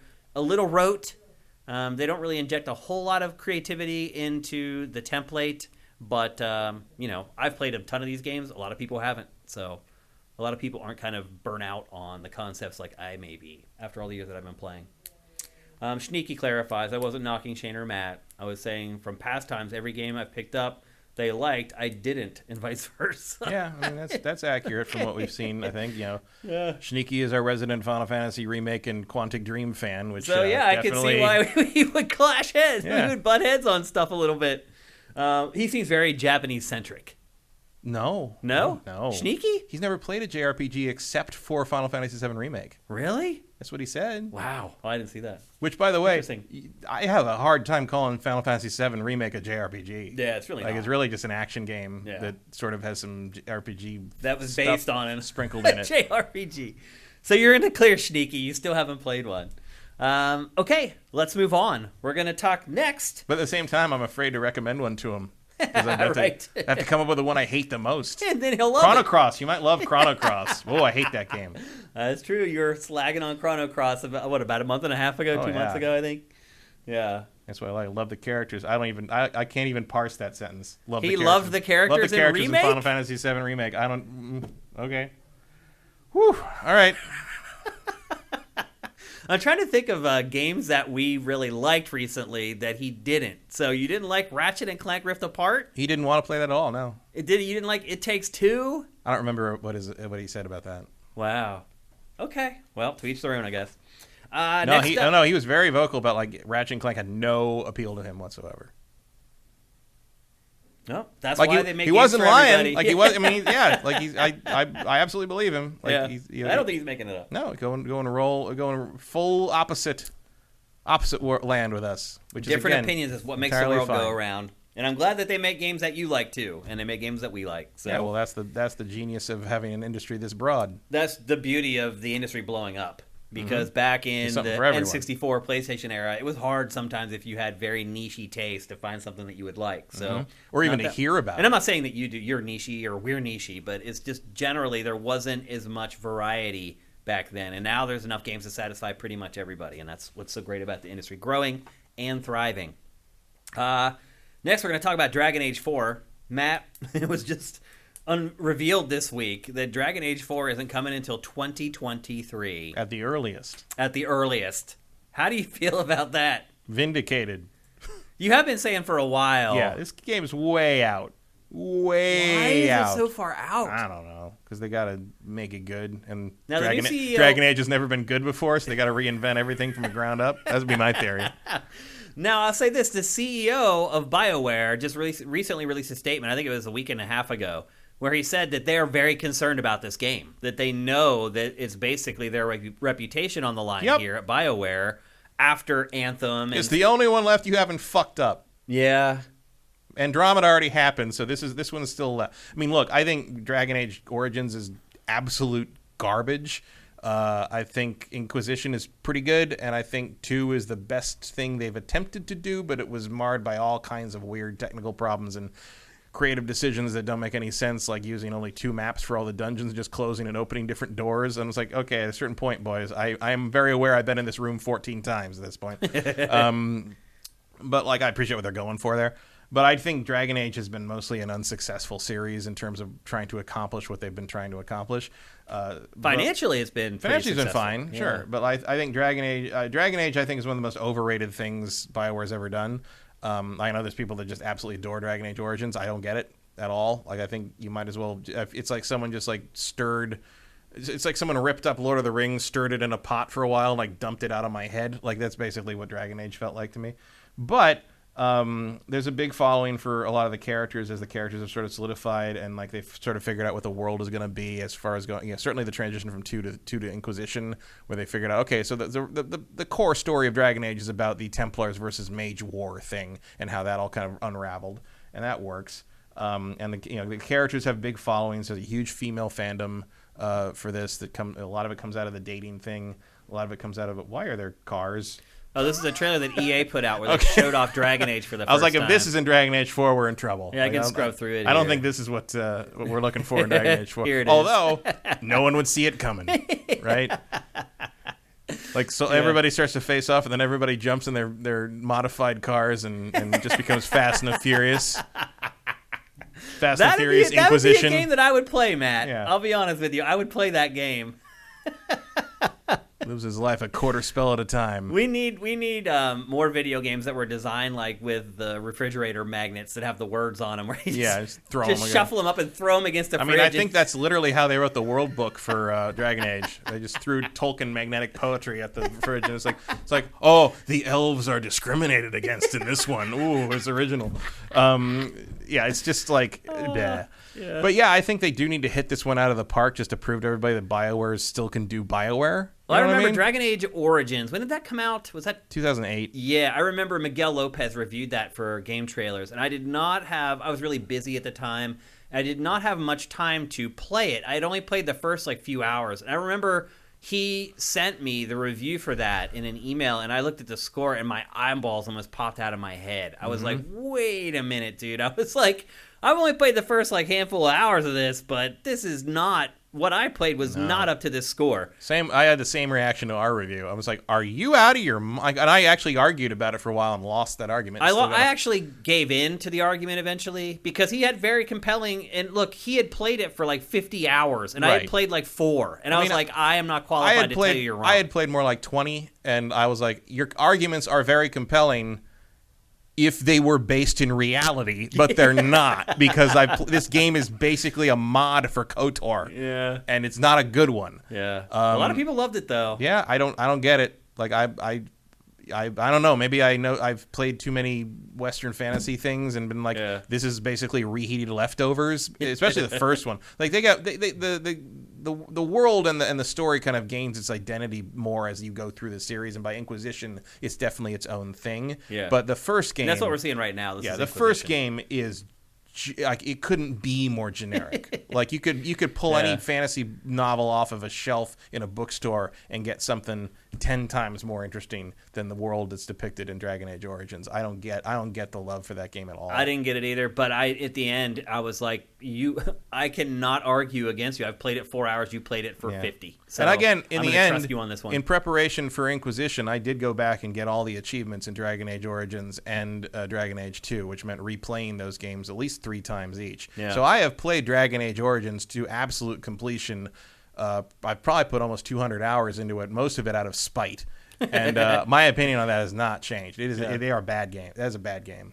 Okay. Anyway, do you think there's really that much excitement for this game? It doesn't. There is definite excitement for it among the fans of the franchise. Right. Yes. But I just mean in general, because I look at the data. I think there's general Sifted, awareness. Its page that doesn't do a lot. No, of traffic. because there's nothing to fucking look at. Yeah. There's once it gets going and we start seeing gameplay videos and start getting an idea of what this is and when the thing. I mean, there's no reason to care yet. At least it's a year and a half away. Yeah, that's why we all know that they really mean 2024, right? Yeah. That's why I'm not all that surprised to get this news, because we haven't seen anything of it. Been a while. Just these little in-engine shots, but no gameplay, no nothing. Yeah, I mean, look, I think this game and the new Mass Effect are sort of this is BioWare's got to show that they still got it in some capacity, and the fact that people keep leaving this project doesn't really give you a lot of confidence. It doesn't, right? Yeah. Because the senior creative director just left in November. Mm-hmm. I mean, to be fair, it's been how many years? I can see why someone would want to move on. It's been 3.5 years since it was announced. Yeah. And still always. So it's got to have been before that. They were working on some pre-production and stuff. And you're right. Imagine working on that for 4 years, and you're like, we're 2 years away? See ya. Yeah, I mean, I'm interested to see where they go with it, but what are you doing? I don't know. To some degree, you almost want to say it's look, Inquisition was not a huge winner in terms of game design. The quest got very repetitive, and a lot of it was very generic. It was really only the cutscenes between missions that really gave you any kind of meat to chew on. But there were some things in it, there's the one thing where one of the main quests is you have to go to a party with Vivian, and the whole quest is just intrigue and conversation and costume balls and stuff. And I thought that was great.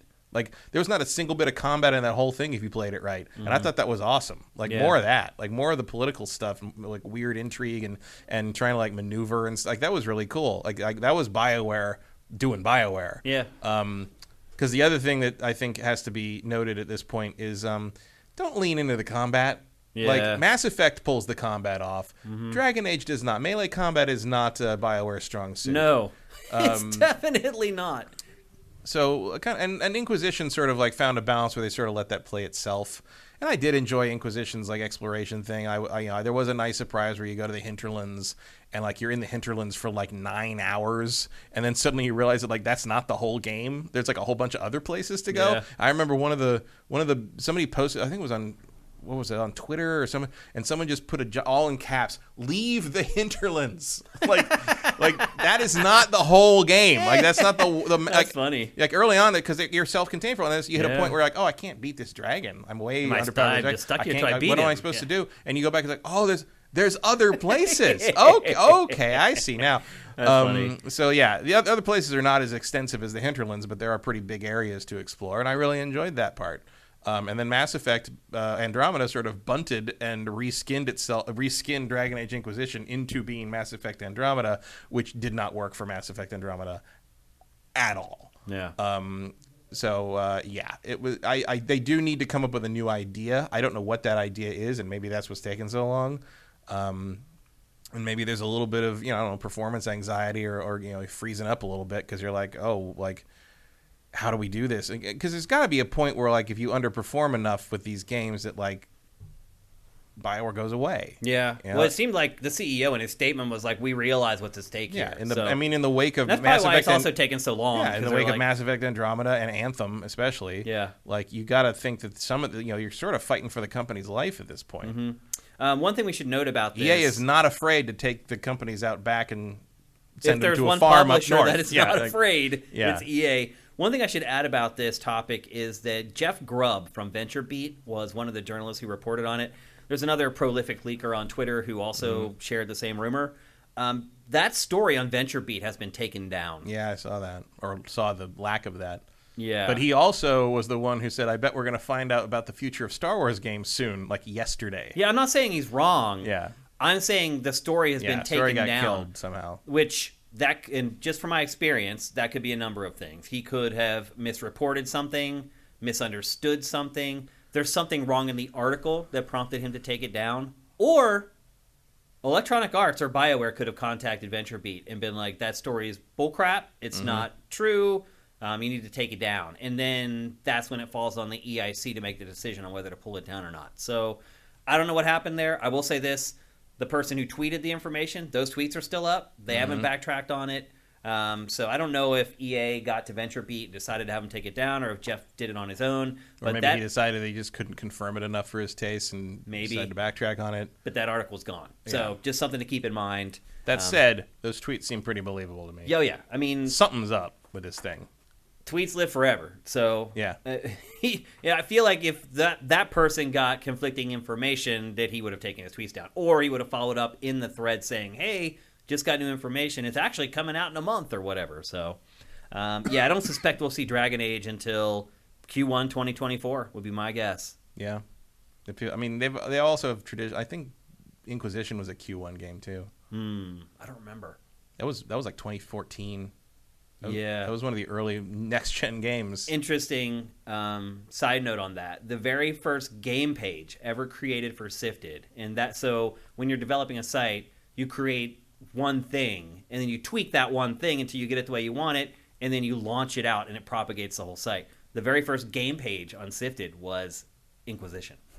So I stared at a lot of Dragon Age Inquisition for like weeks, while Brent and I worked on the game pages and how they're going to look and how they're going to work and all that stuff. So, it's 2014, I think, is when that was. That's when we were developing. It was definitely early 2014. Yeah.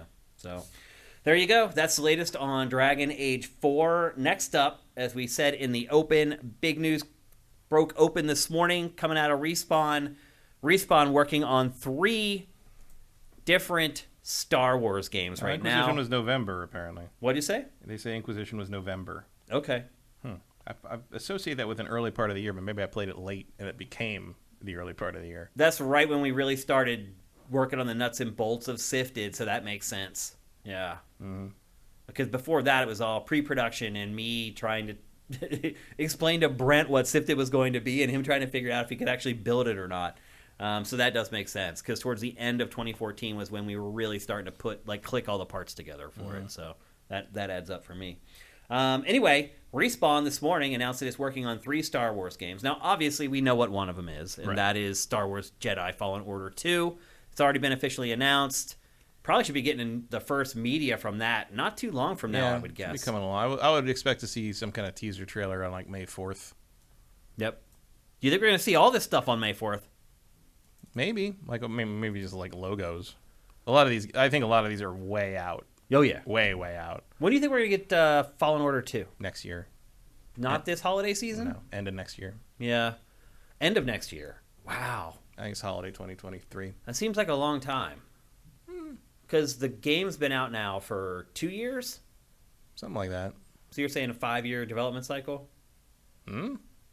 It's been out for 2 years already, the first one. And now you're saying the next one's going to come out 2 years later from now. So that's 4. Yeah. Seems pretty long.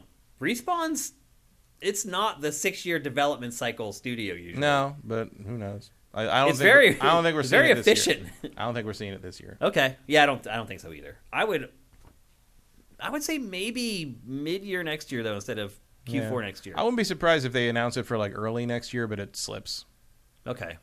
All right, I can see that. But Respawn also doesn't delay stuff very often. Not usually, no, but we'll see. Respawn is really one of the better studios in the industry.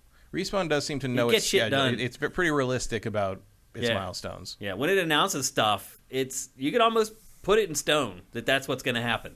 But anyway, the first game that everybody knows, Star Wars Jedi Fallen Order 2, sequel to the semi-open world action adventure. That was my game of the year that it came out. Was it yours that year? No. Yeah. I'm surprised that I picked the Star Wars game and you didn't for game of the year. What year was that? It was kind of slim pickings that year. Yeah, that was what, 2019? Yeah. Yeah, there weren't any major, there was like 3 or 4 games that were all kind of banging around up there for the award from me. And I went with I can't remember what I picked that year. It was not that. But what I'm getting at is that it's a really good game. And if you haven't played it yet, you should. And according to Matt, you're going to have plenty of time to do that before the sequel comes out. Yeah, I think you're good. Yeah. And it's not that long. I think I finished it in 24 hours or something, roughly like that. Mm-hmm. It's not like gigantic or anything. But it's still worth your money. Sekiro. That was my. Oh, you're confusing it with Sekiro. No, I picked Sekiro. Oh, you picked Sekiro. Right. Well, that's not going to happen for me. No. And then the second game that they announced today is a first-person shooter. And they announced the game director like I should know who he is, and maybe I should. Yeah, I don't recognize that name. His name Peter Hirschman.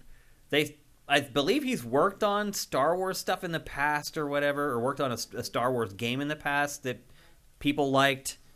So Star Wars first-person shooter, Matt, is it Star Wars Battlefront 3? I hope not. What else would it be? Republic Commando. You think? I prefer that, yes. I don't think it is, man. I don't think it's Battlefront. Really? No. Because, dude, Battlefront, it sells like 15 million copies. Yeah, but it's also not what Respawn does. It's a shooter, a first-person shooter. Not like that. Not like this huge, sprawling, open, like Battlefield-style thing. That's not what Respawn does. So you think it's going to be like Call of Star Wars? Could be, yeah. So, yeah, he was at Lucasfilm for a little while, LucasArts for a while. He's listed as a producer on... and DreamWorks. He's listed as a producer on the first Medal of Honor. Okay. Secret Weapons Over Normandy, Mercenaries, Playground of Destruction. He was the director on Medal of Honor Above and Beyond. And he's also credited on Star Wars Empire at War. Sounds like a good pick to me VP to lead production. the game. And he was listed as the LucasArts staff liaison for Soul Calibur 4, which had the Star Wars characters in it. Wow. Okay. So he has definitely dealt with the situation before. He was also part of Force Unleashed, it sounds, because he was in a Force Unleashed video documentary. So yeah, he knows the subject matter. They got the right guy. Sounds like. Yeah, I hope this is something different. I hope this is not a Battlefront thing. I hope this is a new take on the Star Wars shit. There's plenty of things you can do with Star Wars as a shooter that is not Battlefront.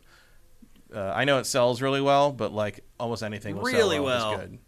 And I think Battlefront, you kind of, I can't see anyone but DICE really trying to something on that scale.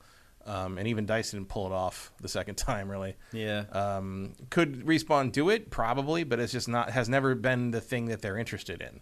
So I would expect it to be more about maybe a Republic Commando thing, or even a Mandalorian thing, or a something akin to Shadows of the Empire, that sort of thing. Any of that. Hell, at this point, that could be where the Squadrons full-fledged thing comes from. They've done vehicles before. I really think it's going to be like Star Wars of Duty. Could be. It just makes too much sense. He created that template, and he hasn't been able to do it for a long time. Medal of Honor style, yeah. And, with the Star Wars license, like, if there's one game that could maybe topple Call of Duty, that might be it. Nah. Really? No. There's too much momentum on Call of Duty, and it's too universal. There's too many people that wouldn't want to deal with Star Wars as a license. Last Battlefront 2 sold 15 million. That's only 5 short of Call of Duty. Yeah, but who's still playing it? It doesn't matter. Who's playing that Call of Duty from that year? Nobody. They're playing Vanguard now because it came out. Right, but you're not going to put this out every year. Like, so it's not going to supplant Call of Duty for anything. I don't know, man. maybe for a year it does. Outsell Call of Duty. Because you're right. They're not going to put it out every year or whatever, like Call of Duty will. But maybe for that year. You're also underestimating like the toxic bros who make Call of Duty what it is and how much they hate Star Wars now because there's women in it. Oh. Star Wars is not the universal slam dunk it used to be because it's divided the fandom into people that think that black people are political and people who think that they should just be in things. Yeah. I would argue though that I don't think most of the people who play Call of Duty are like that. They're just. Have you talked to them? I do. A lot of them are. I play it all the time. But those people that you're talking about, Matt, are just like creepy otaku. They're not the dude bros that buy Call of Duty. Like the dude bros. They're both, right? They're both. But like, yes, a lot of them are. There's a lot of anime avatars out there. Dudes that play football at their high school or whatever. Those are the people who play Call of Duty and make Call of Duty. But a lot of those people, if you look at the people who are complaining about Admiral Holdo, they are also those people. Really? I'm surprised to hear that. There's plenty of people with anime avatars doing the same thing. Sure, that's who I think it is. It's not. It's a pretty even split on that. Wow, that's surprising to me. Misogyny comes in all forms, Shane. But I would also argue it does. But I would also argue that if a game is that good and you can't deny how good it is, people are going to play it. And if Vince is working on this game in any capacity, it has a chance to be the best shooter of the year. Let's be honest. It could. What shooter has he made that hasn't had a chance to be shooter of the year? I've even already seen people that I know who are not toxic weirdos being like, "Oh, I think that sounds like too many Star Wars games." Oh, really? And I'm like, we've gotten 4 in 10 years. I don't think there's such thing as too many Star Wars games. How hilarious is it though, Matt, that EA had this license exclusively for the last 5 years?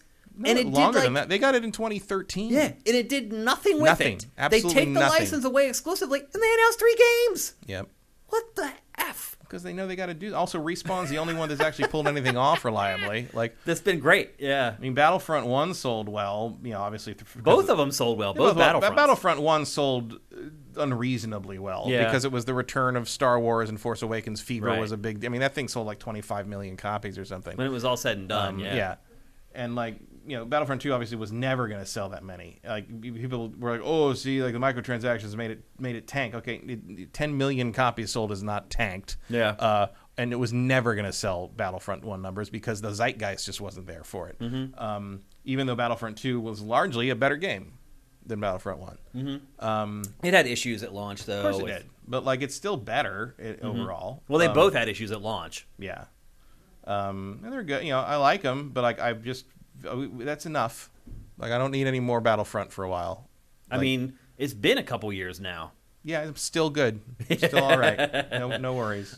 So Battlefront is it's like Battlefield. Yeah, Star Wars Battlefield. Yeah. That's what it started as with a pandemic. Bigger teams. Yeah, it's always been a Battlefield clone, even going back to the pandemic versions. And so I think a Star Wars more closely allied with Call of Duty would be even bigger than that. Right, and that's what Republic Commando is. Yeah. Not necessarily. Republic Commando had the 4-man squad sort of swap between them mechanic, which is not necessarily. But yeah, like if you're going to do that, you are either a rebel soldier or a stormtrooper. I think it's easier to do a Clone Wars era thing with that because you're fighting robots, which means you're not going to have an M rating for shooting organic creatures. You're robots and monsters, basically, like Trandoshans or whatever. And that way, having them be the Republic soldiers kind of gets you away from the whole the Empire is Nazis thing, right? Because otherwise you're putting the player on the side of the Nazis, which even Call of Duty has never tried to do in the campaign. So, yep, not yet. So anyway, those are the first 2 games: Jedi Fallen Order, and then a brand new shooter from Respawn. And then the third game is, we'll let the police chopper fly overhead. Hopefully, it doesn't land here in our parking lot right behind me. I don't think there's room for that. That was really low. Felt it in my heart a little bit. And then the third game is a turn-based strategy game based on Star Wars, and the studio that is working on that is called Bit Reactor. It's a brand new studio made up of former XCOM developers. So basically, we're going to get Star Wars XCOM from Respawn. How do you think that's going to go over? I mean, I can see that. Like, that seems like a pretty easy, translation to like a Rebels versus Empire thing. Sure, why not? That is one genre that you can just slide it into any IP, just about, and it always works. Anything that's got, as long as you got ranged weapons, you're pretty much ready to go. Yeah, I mean, I'm a big XCOM fan. That sounds like a game I should be really excited about. What about you? How do you feel about it? Sure, maybe. Like I'm hot and cold on those kinds of games. Like sometimes they grab me, sometimes they don't. It's going to kind of depend on like what kind of like meta is in place. Like XCOM hooks me largely because of kind of the continuity of building the base and sort of the consequences of the missions. Like that's the stuff I like in that. So if you make that like a dynamic kind of campaign for the galaxy, yeah, I'm interested in that. Like if it's just a series of skirmish maps, I'm not so interested in that. Agreed. Like Marvel's Midnight Suns. Right. There's probably not going to be permadeath in this game. Right. Well, I think there will be for like troops, but you'll probably have just have like stormtroopers. Yeah, your stormtroopers and rebel guys will probably be able to die, and then you'll have like generals or whatever that probably can't. They will be the big stars from. Or maybe they will. They are not. In the past, Lucasfilm has not been afraid to do alternate versions of. I mean, all the DLC for Force Unleashed was murdering the main characters of the original trilogy. Yeah. The Force's Empire at War, like you could kill the characters all the time. You can definitely kill them off. They came back later, but like they're not afraid to do that. Do kind of an alternate timeline thing where you do horrible things to the existing characters. So I could see that, and that would ratchet the tension up. Like losing Luke Skywalker is probably a good reason to reload your save, right? Yeah. Yeah, and the plot template for these games generally, where you're part of this elite squad and you're trying to spread your influence and you're building a base and all that stuff will work with Star Wars. It just snaps right into place. So I think the IP is a good match for the genre. Yeah. In general, they can do it with Gears of War. They can flip and do it with Star Wars. Or Mario. Right. They can do it with Mario. They can definitely do it with Star Wars. So I think that's a good fit. It seems like they have the right teams and people in place for all 3 of these projects, Matt. Yeah. Are you excited about this? You don't seem very excited. Because they're so far away. Yeah. Like you're probably talking about 2024 for at least one of these. Yeah. Yeah. Best case scenario. I mean, Jedi Fallen Order, I think will come out at some point next year. Yeah, I think Jedi Fallen Order is next year, but like these two, you're looking. I think that's probably 2024 and 2025. XCOM game, you could probably build it in 2 years, 2025 probably. Yeah, the shooter, that one may be a long ways away. It could have some iteration. I mean, if they've just started working on it, it could be a long. Somewhat, ways although away. If you're just going to kind of build it on top of the tech they already have for Titanfall, like might be too pretty. I mean, you could have Scout Walkers in that. Yeah, because of the Titan thing. You can adapt absolutely. that to be Scout Walkers pretty easily. Well, it's funny, we were talking about it, and in the footage, I saw an ATST like shooting me while I was like trying to run and like capture a flag. And I was like thinking, well, if it's a Call of Duty style game, I wonder if it would have that kind of stuff in it. It could. I mean, maybe some Call of Duties have done stuff like that. Yeah, not much though. Not much. They keep vehicles out of it pretty much. But like the Scout Walkers, I think could fit into like a smaller scale thing. It's one, probably not an AT-AT. Like that's a little too big. But I mean, you could call them in as like kill streak things. Yeah. You could absolutely. Those could be the kill streaks. Yeah.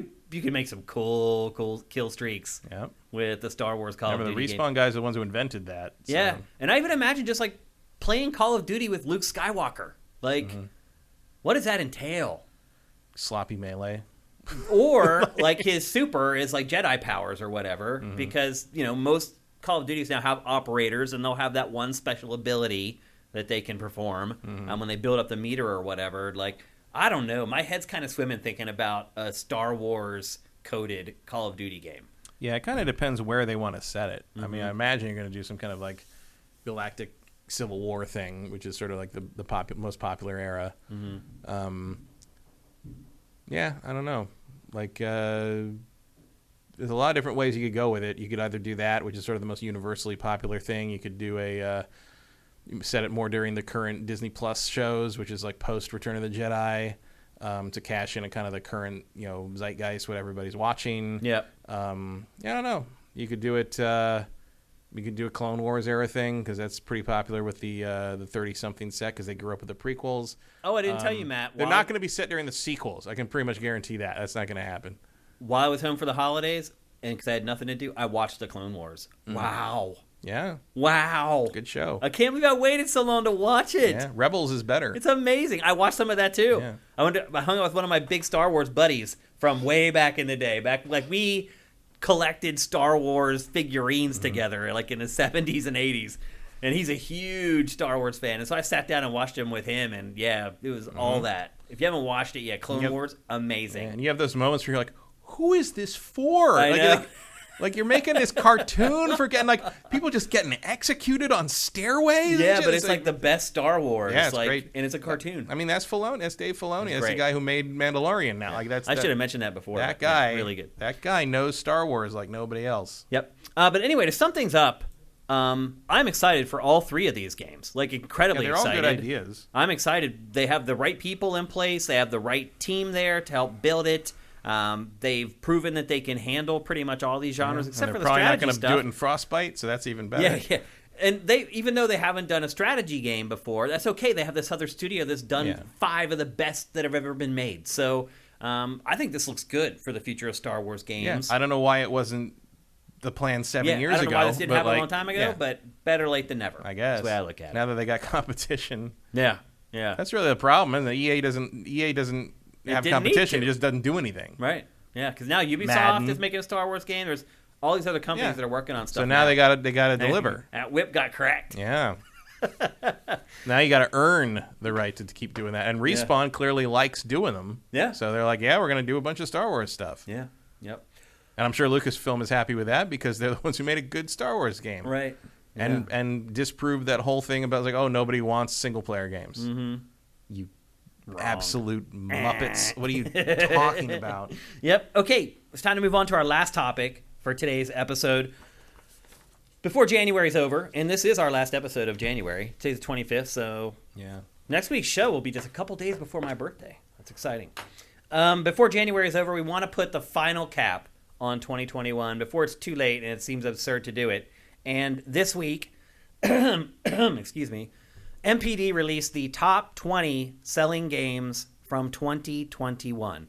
And I have to admit, I was unpleasantly surprised by this list, Matt. Let me actually bring it up here on screen for people so they can see it while we discuss it. And we'll switch over here so you guys can see it.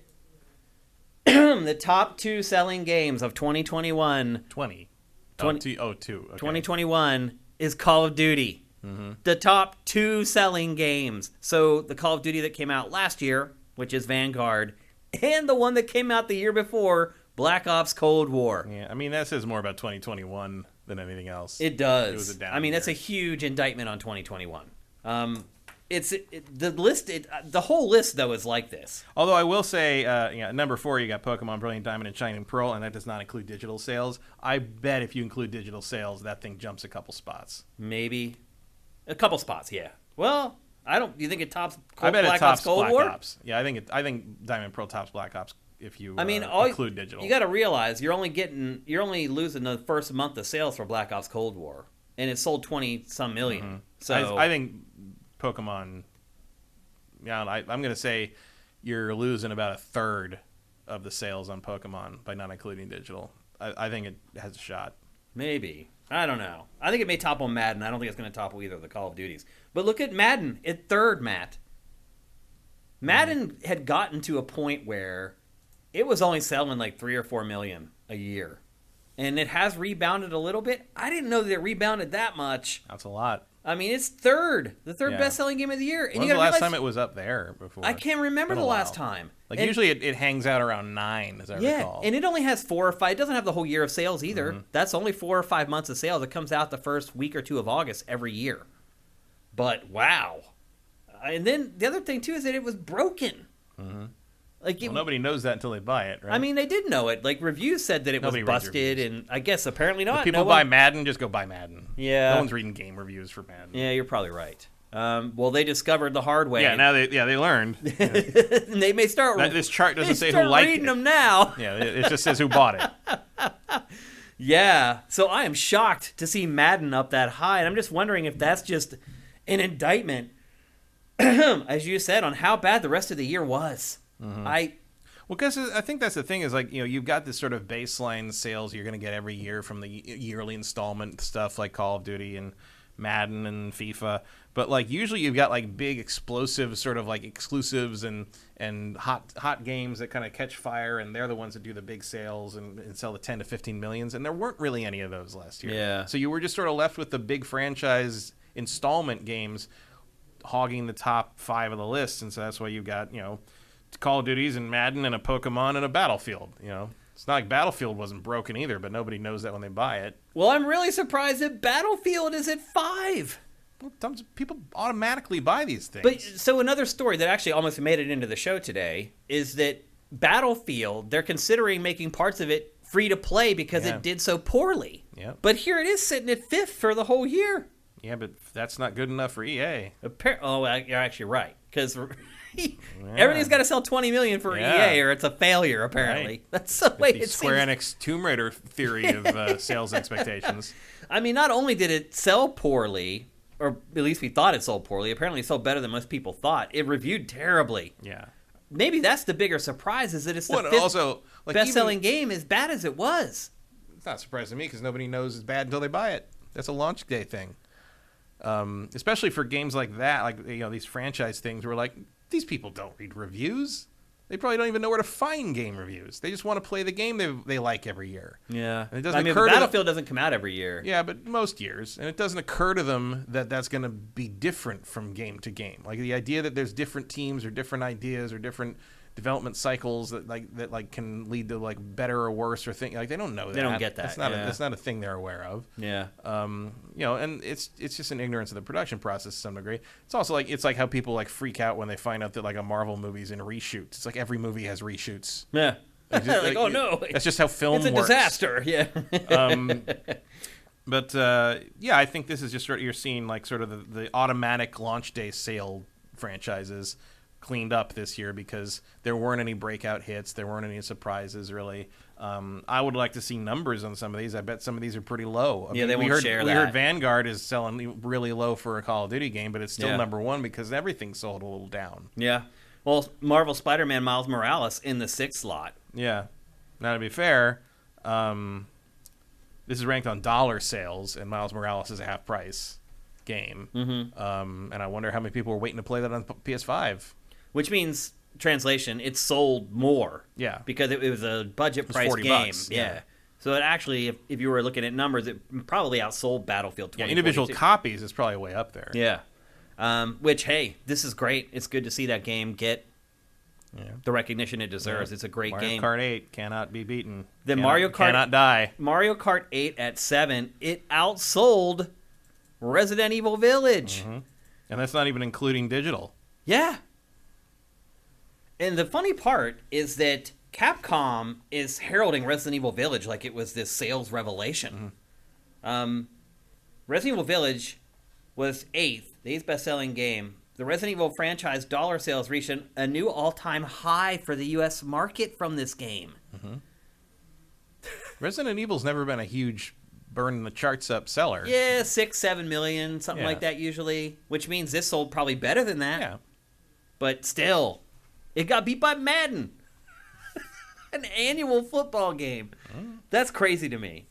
And we do have some quotes from MPD on this stuff because they supplied all the data for this. Call of Duty Black Ops Cold War, Marvel Spider-Man Miles Morales, Mario Kart 8, Animal Crossing New Horizons, Assassin's Creed Valhalla, Super Smash Bros. Ultimate, and Mortal Kombat 11 all appeared on both the 2021 as well as the 2022 best-selling charts. Mortal Kombat 11, Smash Bros. Ultimate, and Mario Kart 8 also appeared on the 2019 Top 20. There's 3 games in here that have been in the top 20 sales for the last 3 years. Yeah, that is not dead which can eternal lie, and in strange eons even Mario Kart may die. That's crazy. This is... You want to know why it's been so long since Mario Kart 9's come along? It's because you don't have to. This is different, though. This has not been a part of the industry up until the last 5 years. Like, it just didn't happen. It was always all new games that made up the top 20. At least GTA 5's not in here. Yeah, and some of them... You're right. That's a good point. But some of them, they're not even games as a service. Yeah. They're not even, like, ongoing games that would spur people to buy them 4 years after they were released. Let's start going back down through some more of this stuff, though. Bring the list back up for everybody. MLB The Show, 21, ninth spot. So remember, this was the first year that MLB The Show was multi-platform. Yeah, but it doesn't include Xbox digital sales. It doesn't, which would be the bulk of it. And yet, it's still at 9th for the year. Matt, what I'm really starting to think here... That's real good for a baseball game. Like... It is, but 9th is good. But what I'm getting at is that I think that the sales were just really low last year. Overall, yeah, I think so. Yeah, I think that's just what it came down to. Is that the sales weren't low, so a game like MLB The Show 21, this was 2021 was absolutely a down year for releases. Yeah, like, it was just sort of like meh. It was, I guess, I don't think I realized it until I looked at this though. Look at Far Cry 6, Matt. 11th. Yeah. I finally finished that this week. I have not finished it yet. I finished it and deleted it I'm to get close 110 to the gigs end. back from my stupid hard drive. I haven't finished it yet. I'm really close to the end of it. But, Matt, it's 11th. Far Cry 6 any other year is easily in the top 8. Easily. And with the lack of competition this year, or last year, sorry, you would think it would have done better. But it's 11th. It was outsold by Super Mario 3D World. A game that's how old now? 5 years? Super Mario 3D World? I mean, it was a new release of it. Right, but it's still the same Wii U game that they re-released. Yeah, but it had the Bowser's Fury in it. That'll get the Nintendo fans riled up. Far Cry was outsold by MLB The Show. Yep. And it's multi-platform. It's not on just one platform. I think Far Cry is starting to hit a saturation point. Apparently. So. I mean, what do you think Ubi does with it now? Also, I don't think the setting was that compelling. Me either. Like, I don't think that really... I don't think you see the Cuba setting and really, like, get excited about it. I had fun with the game, yeah, but it was the least excited I was to play a Far Cry before I played it, maybe ever. Yeah. I mean, I liked it better than 5, for sure, but 5's setting was more interesting to me before I played it. What happens to Far Cry now? This is a failure. There's no other way to put it. I don't know. I mean, I think they go again. Also, there is a post-credits tease in Far Cry 6 that may indicate where they're going next. Does it seem exciting? I liked it. Okay. Better than this? Better than Cuba? Yeah, I mean, it doesn't indicate where they'd go, location-wise, but there's a hint at, like, what they might be doing next. Okay. And I'm like, oh, okay, if you do that, I might be in. And then getting towards the bottom of the list here. The only thing left for Far Cry is to go to Mars. They actually did that already in 5. Yeah. It was one of the DLCs. That's right. And then getting towards the bottom of this list, you have more old games. Animal Crossing New Horizons, NBA 2K22, Minecraft is 15. evergreen. Minecraft is there. Valhalla, Assassin's Creed Valhalla, Super Smash Bros. Ultimate, Mortal Kombat 11, and then 18th and 20th respectively, you have Back 4 Blood and Forza Horizon 5. Yeah, I mean, that's pretty good for Forza Horizon 5 considering Game Pass. Yes. That was my first thought. The other first thought I had is Back 4 Blood sold better than I thought. Well, now that I think about the games that are on here, I'm wondering if it did in fact sell better than I thought. Yeah, I mean, I think this is all relative. Yeah, I think these numbers are just low in general. And since they don't give you the numbers, you don't have a frame of reference to look at. So I did go through. This article also has all the platform-specific top 20s. So I went through those. I'm not going to put them all up on the screen. I'm not going to bore you with that. But I went through them, and Wow, is Mortal Kombat 11 it's insane. got legs. I know. It's insane. But I did find some anomalies that kind of stood out for me on the specific platform top 20s. Also, Mortal Kombat 11 being, if it's by dollar sales, Mortal Kombat 11's been on sale for like $10 like a bunch of times less. So that's a lot of copies. That's a lot of copies to sell. Yep. And actually, one thing I do want to mention before we move on is that one thing that makes me really sad is that It Takes Two tanked. Yeah, not on here. It's not in the top 20 at all. The only way I saw it is I found it was 20th on the Xbox charts. And that's the only... And I was like, oh, that's right. Yeah. It tanked. Game of the year. Tanked. That doesn't happen very often. Did you ever see a commercial for it? No. What a failure. The marketing. Yep. Wow. EA didn't put any muscle behind that That's stuff. terrible. And it didn't need to put muscle behind anything last year. Nope. What's it doing with all this marketing money? Trying to figure out how to make money on mobile because they're terrible at it, would be my guess. They're trying to figure out how to do NFTs in Madden. That's a travesty. You're right. That's a travesty, though, that this game sold that poorly. Yeah. I mean, it's Game of the Year for some people. It's certainly in the conversation. It was close for me. I mean, it won at the Game Awards. Yeah. And it was definitely in consideration for me as Game of the Year. I've never seen a Game of the Year sell that poorly. Ever. It's awful. Here's some things that I plucked out of when I was looking at the individual platform charts. So for Switch, Pokemon Diamond and Pearl remake, first on Switch, fourth in the top 20. Monster Hunter Rise, 6th on the Switch chart, not in the top 20. Metroid Dread, 11th on the Switch chart, not in the top 20.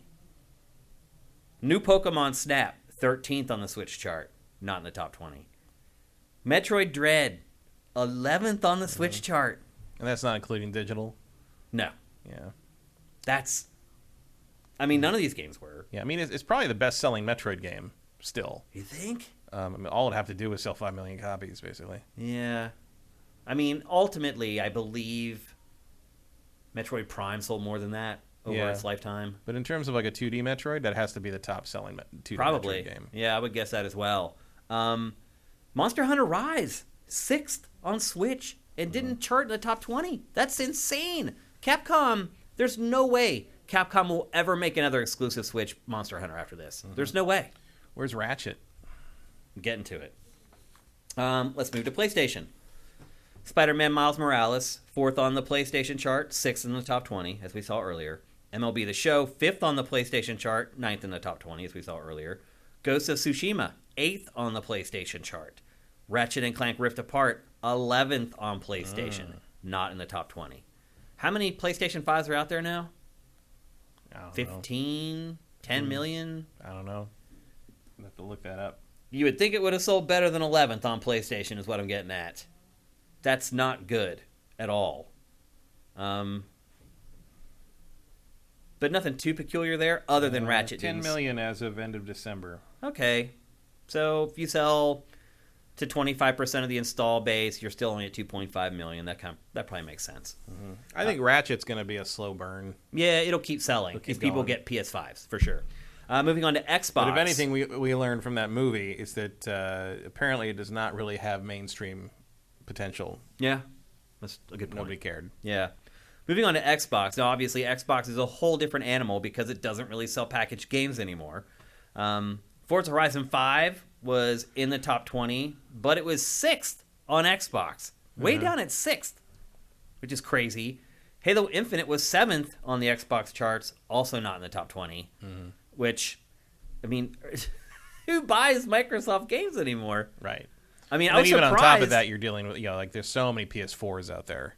Yeah, that's why I was surprised that Forza Horizon 5 made the top 20. I mean, it was 20th, but still it made it. Enough people bought box copies of that to get it inside the top 20 for 2021. And digital. It looks like that includes digital. Yeah. Yep. And then finally, Guardians of the Galaxy finished at 18th on the year. Is it going to get a sequel? I feel like that's a coin flip. Probably not. Probably not. Because if you're looking at 18th in a really bad year for sales... Yeah, not great. The only thing that could really get it a sequel, I think, is the fact that it was in the the awards conversation so often. Yeah, there's a prestige element to it. I mean, my guess is looking at all the other numbers and knowing a couple numbers for reference, I would guess it sold probably 2 million copies. That'd be my guess for Forza Horizon 5, and it finished just ahead of Forza Horizon 5. Maybe. I mean, I think it's more that because like Metroid Dread is in the 2.83 million range. So if it didn't make the top 20, you're at least selling more than that. Oh, okay. I had not seen the other data for Metroid Dread. I don't remember if that includes digital or not. Yeah, but like so if you're out doing Metroid Dread, you're definitely in the 3 million range. I don't know how that compares, platform to platform with Guardians.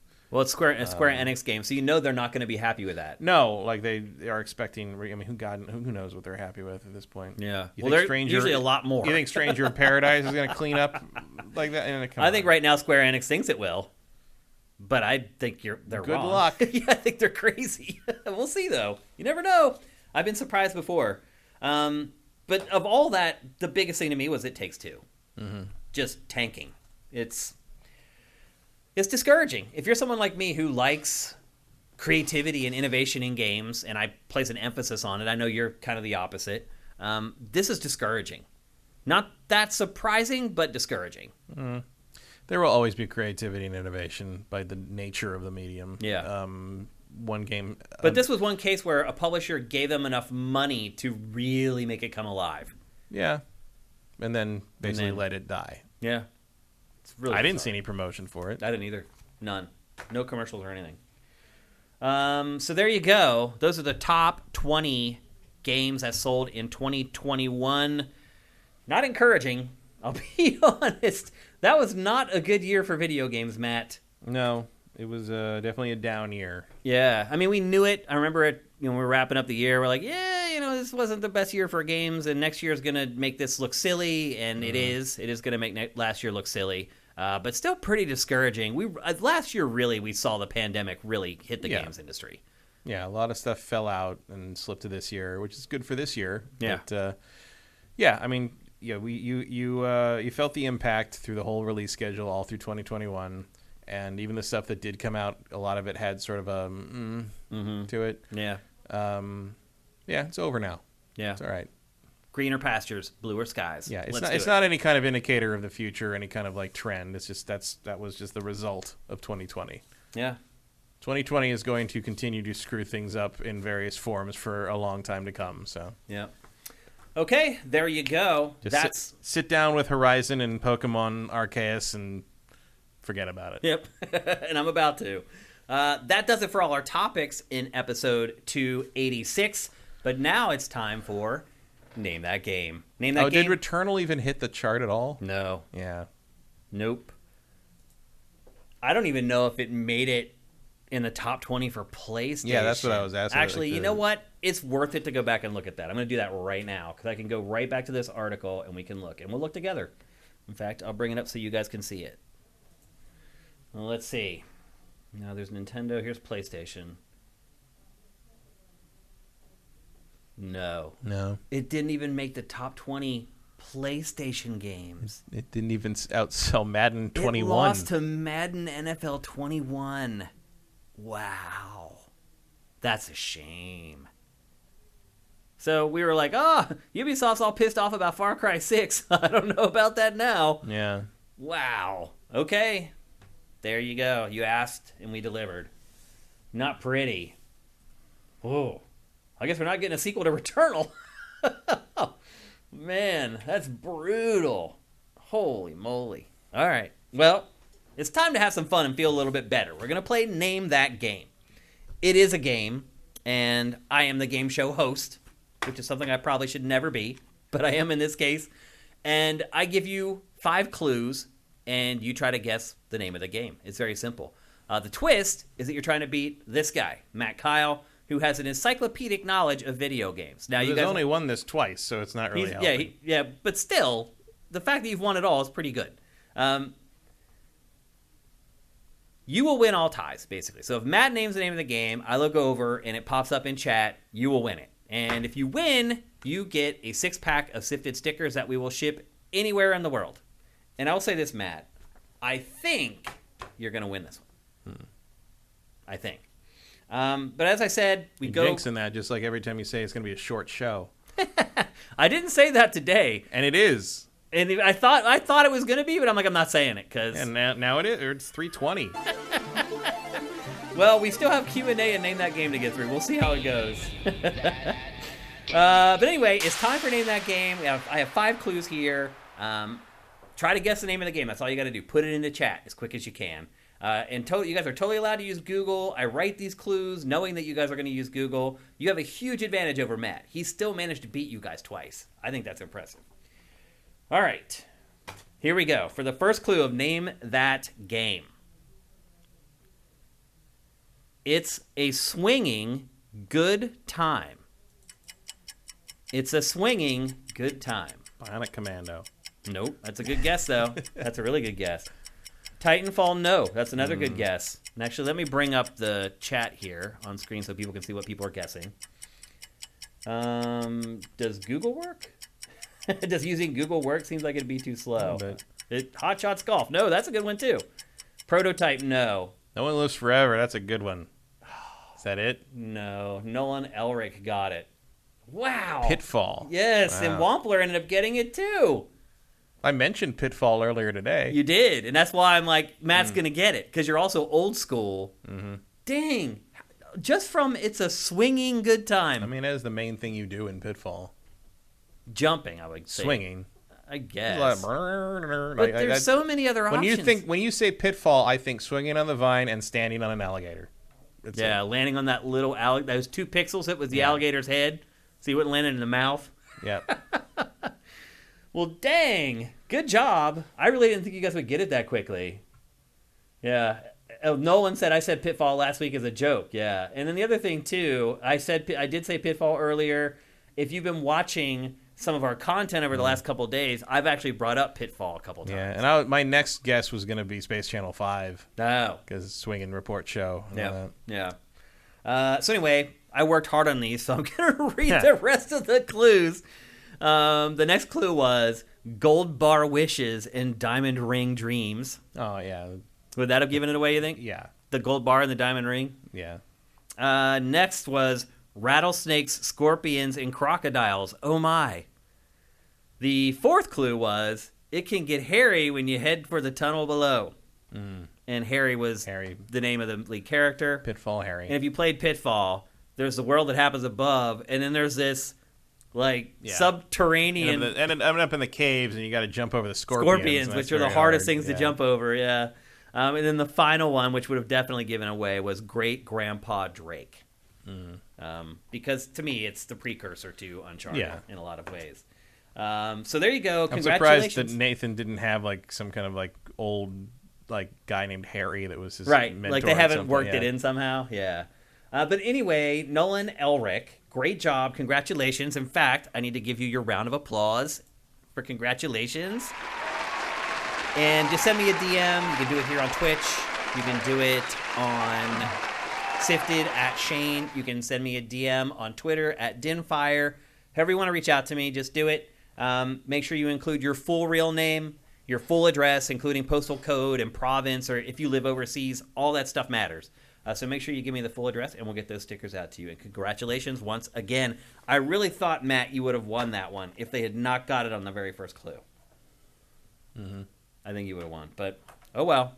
That just means we get to send out more stickers to you awesome people. Okay, let's do some Q&A. We actually have some time this episode instead of like prior weeks where we're always just getting a question or two in before we have to get out of here. We do have some time to answer some of your questions, or more of them than normal. JM Rain, thank you for gifting subs. That's awesome, man. You rock. ETH Demon, why are you shocked Smash keeps getting in the top 20, given it's as close to a guarantee buy for anyone buying a Switch, and the Switch has been on fire the last few years? Did we say we were shocked about Smash? I think didn't. that may be the only game on that list that we did not say that we were shocked at. I mean, I wasn't shocked by. I'm never shocked by Smash Brothers. Yeah, I don't think we said that. I didn't. I don't think Matt did either. I'm not shocked by that at all. Sneaky. Shane, can you read this so Matt doesn't think I'm a piece of garbage? I'm not a Quantum Dream fan. I looked up the Quantum Dream controversy and ugh, I'm a fan of Detroit. The people in the world. It's created this huge community outside the game with the actors and developers promoting positivity and inclusiveness every night on Twitch. Ironic. That is ironic. Mm-hmm.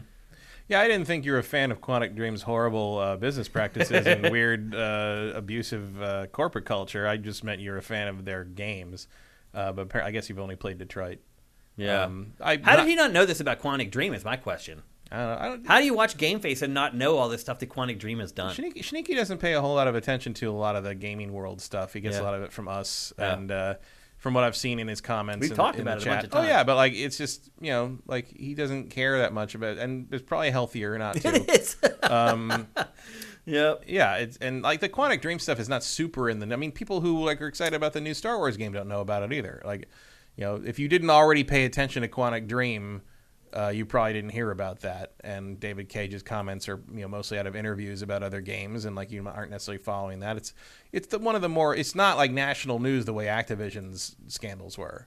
Quantic Dream is, and also it's a French company. Nobody reports on that over here. It's like it's a harder thing to have heard about. I've heard about it because I hate everything they've ever done. So like, I haven't really liked anything. I moderately enjoyed Heavy Rain. Yeah, Heavy Rain had until there was a huge plot hole that ruined the whole damn thing. Well, Heavy Rain had its moments early on when you're so. But I do remember playing.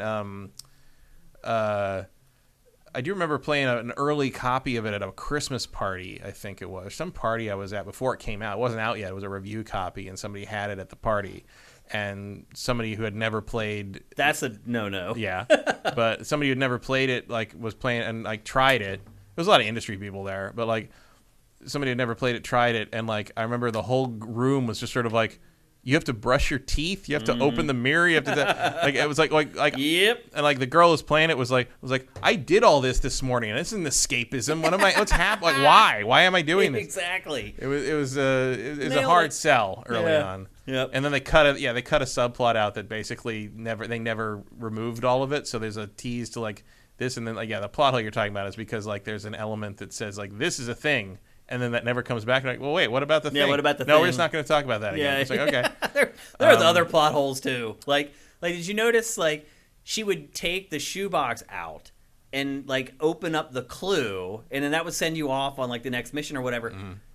They were in the box the whole time. She could have just opened up all the clues and just had the whole thing just spelled out for her. How do you overlook that? I don't know. Anyway. There's a lot of things I ask that question about with that company. I mean, like, how do you overlook the fact that, like, none of this makes any goddamn sense? Yeah. I mean, I can't recommend, like Detroit or not like Detroit, I can't recommend trying the other two games. I guess Fahrenheit or Indigo Prophecy, as it's known in North America, has its moments, but then as soon as it becomes like running away from giant fleas, it gets it loses something. And again, just like and that is what they look like. Just like every David Cage game, there's a really awkward sex scene, and it's just like cringe. Yeah, it's just embarrassing. It's cringe. Those games, all his games are embarrassing to me. That's the main thing. Yep. I didn't know there was a big community that had kind of sprung up in a positive way around that game. I'm glad something good came out of it. So there you go. Yep. Okay, next question. Nolan, since you named that game, we'll answer your question. You guys into pinball at all? Lyman Sheets, the greatest pinball rules designer of all time by a mile. The Mount Rushmore of pinball, recently passed away. He had 4 faces. I have 6 games, and 4 are his rule sets. Rest in peace. I don't know the name, but I love pinball. I love pinball, too. I have loved it since I was a little kid, until I was even tall enough to be able to look up over the top of it. And I was even strong enough to like push the buttons to make the flippers work. I have loved pinball for a long time. I am not familiar with Lyman Sheets, though. I've never heard his name before. But I'll take your word for it, and absolutely, rest in peace. Thanks to a legend. OCD Master 1, doesn't it bum you out a little that a developer as talented as Respawn is going to be working just on Star Wars for a while? Wouldn't it be cooler if they were working on more unique and diverse lineup of IP? There's enough Star Wars content out there. It doesn't need to cross over to every medium. There are more than 9 movies, and they're also making like 1 million Disney Plus shows. Dude, you're talking about movies and shows. I don't give it. This is GameFace. I want good Star Wars games. This isn't TV Face or movie face. There was a period where you had great Star Wars games coming out all through the 90s that all went away, and it needs to come back. And I don't. Yeah, put the good people on it.